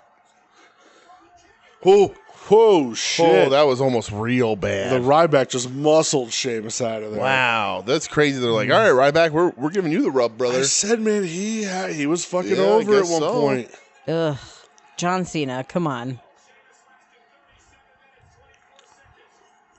So we're down to the final two. Ryback It's and crazy John too Cena. because like I know it's like attitude and stuff, but like Cena's not that much smaller than Ryback. No, God, he's probably no. taller. He might be bigger than Ryback. I mean, he is bigger. He He's just doesn't- literally taller. Right, he just doesn't He's literally stand like like a predator. 4 inches taller. He's Right. significantly taller. But like Cena doesn't stand like he's a fucking predator. Like look well, at, because he doesn't look like he eats children. Yes. yeah. Feed him more, Michelle. I don't want to. Those punches so fast the camera can't even pick him up. So we'll spite on the pine. I don't understand John Cena's like taunt thing. It's stupid, and he does it too much. What? You can't see me? Yeah. Oh, Ryback's a drop to old I guy. thought it made him invisible. I thought it was like mist, where like everybody was gonna play along. Like like he would do the thing, and then nobody could see him. I'm gone. Gotta tighten that up, kid. Tighten it up, damn. Damn.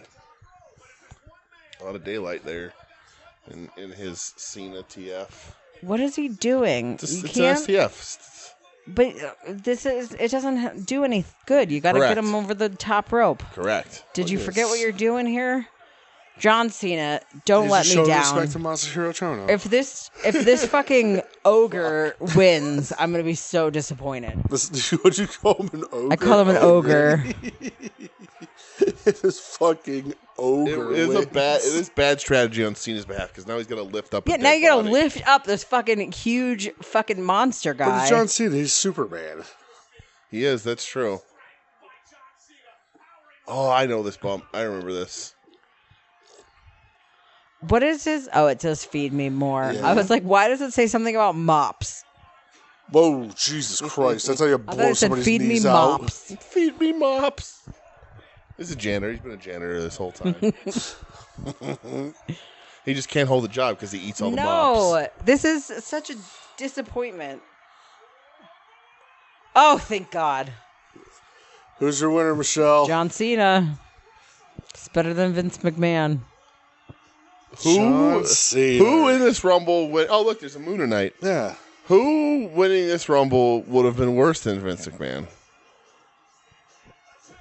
Would have been worse than Vince? You just said at least it's better than Vince McMahon. I mean, who would have been worse? Everybody was better. I would have been disappointed if Jericho won. Oh, really? Yeah, I wouldn't have. Not at this point. But I know who he is now. Well, what if like Damian Sandow won? No, that would have been fucking abysmal. Okay. Oh, he's pointing the sign. He's going to WrestleMania 9-age. There it is. Sign point season, baby. He's so excited. He's going to New York or New Jersey. He's got to pick that also. Which one are you going to, John? That's what he's picking. Yeah, New York or New Jersey. It's not what title to challenge for. It's what state you have to go to. Which one are you going to? And it's like, oh, joke's on you, John. You're going to make a wrong turn and you'll be in both. And they'll charge you to leave. Oh, John Cena. So, Michelle, how does this make you feel now that 2025... This is John Cena's last year in wrestling. Mm-hmm. Oh, I don't care. Yes, you do. You care a little No. bit. You care. Come on, you like John Cena. I am fine with John Cena. I like him as a peacemaker. Mm-hmm. Well, yeah. I do enjoy the peacemaker. I don't have any strong feelings about it. I don't like wrestling. I'm gonna like wrestling, I really hate the WWE. Guy, though. Yeah, he's a good man. He's not going to cease to exist. No. He's just not going to wrestle anymore, and I don't care about wrestling. John Cena will still be alive, and he'll still be out there, and he'll still be in every fucking mediocre movie. There's this "Seen Enough" sign. That's funny. That's a good one too. There's that Moonanite. He'll be like he'll just start doing kid movies like The Rock. He'll be in like Easter Bunny. Is that Peyton Royce? No, like her. He's going to the Rumble, Chell. Or the Mania, I mean. He did the Rumble. To face the winner of CM Punk and The Rock. Mm-hmm. Which is The Rock. Right? Yeah. Look at Jerry Lawler, Chell. Yeah, that shirt. Oh, yeah, look. His knockoff Ed Hardy shirt because they can't wear Ed Hardy on TV. He did wear Ed Hardy exclusively for a long time, right? Yeah, because I called him the Ed Hardy guy for a long time. They had to stop wearing Ed Hardy and Affliction. They had to stop wearing them. Oh. Because WWE's like, well, why don't we just design our own shirts like this? Right. We can also vomit on clothing and make you wear it. Well, but I do have to hand it to him. He was not dressed like he was in a Michael Jackson video in this one. Yeah. So that is very true. I did not expect him to do any sort of tap dance. All right, so Michelle, thoughts on the 2013 Rumble? Who were your favorites? Who were your least favorites? Where does this rank on your all-time Rumble watch list? Low. It ranks low. Okay. This was it was lackluster. I felt like it didn't have any nothing. I mean, Stone Cold Steve Austin didn't drive an ambulance into the ring. Correct. It's true. People were very happy how fired up you were about that. Two people didn't get themselves out at the same time. Correct. There was just nothing exciting. China didn't come in. Very straightforward. Just a really by the numbers. Yeah. And the thing is too, there were some people that I don't even remember when they got eliminated. They just were they were there, then they weren't there camera cuts anymore. are nauseating. So yeah, I would say this is one of the lesser ones that I watched. But it wasn't my least favorite. I feel like we watched one that I absolutely despised, and I don't even know that I said much about it. Interesting because we've never done the first couple. To see especially the first one, because it's a brand new concept and they have not ironed out yet. Sure, it's going to be really interesting because it is. And it's pre the big colorful era, so there's people you'll recognize, but they're not fully formed yet. It's gonna be interesting. But yeah, I didn't like this Rumble. I don't like it. Not very good. Yeah, bland. Yeah, on Cage Match it gets a 6.39 rating. Which that's a little above average, I guess. That's high for this for sure. Yeah, I don't think it's a great Rumble at all. No. No. I like Cena winning, but